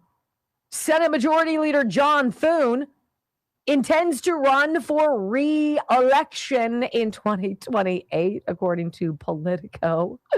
This is called being out of touch to the nth degree. Like, dude, you have no idea how much people hate you. You think you're just like, aw, shucks, with blue eyes. Aw, yeah, I'm just a good boy. I'm just a good old, I live in a farming town and everything's hunky-dory. Yeah, no, we hate you. I hate you, John Thune. And you could say that that's really not very friendly. I don't care. We're well past friendly, guys. We're about freaking saving our country. We're about keeping it from falling in the hands of freaking communists who are here, who the Democrats gave a seat at the table to. All boils down to Bernie Sanders. They should have bounced that whack job a long time ago. He invited the cancer in. And now what's it going to take to excise it? Where's the chemo? Where's the IV drip? How do we get rid of it? Well, we get rid of it by primarying this guy out of here. No way, no how. Because Thune's like, you know what? I think I could be leader again. I'd like to be Senate Majority Leader. No, you could be back at home with your grandkids doing whatever the hell it is that you do, because you don't do anything for us in the Senate, period. And by the way, where's Mitch freaking McConnell, John? Maybe you should worry less about your reelection and find out, because it's all of what did we say how far of the walk it is, Brock? We could do that a couple minutes, a couple I of thought miles. it was like 3 miles. 3 or miles. something. We can walk from the Senate on Capitol Hill. We can walk to whatever Roosevelt Hospital, whatever he's in, allegedly, where he's perfectly fine, but they haven't released him. Because you know what happens usually? You spend 50 days in the hospital even though you're perfectly fine all the time. He's dead. And his stupid chief of staff just voted against the Save America Act. Where are you, John Thune? Where are you, Mr. President? Where are you? Time to weigh in on this, sir. You've been on the outskirts for too long. We demand proof of life for both John Thune and Mitch McConnell. I love you guys. Thanks for being part of the program. We'll see you tomorrow, 21 hours. Have a great day. Peace.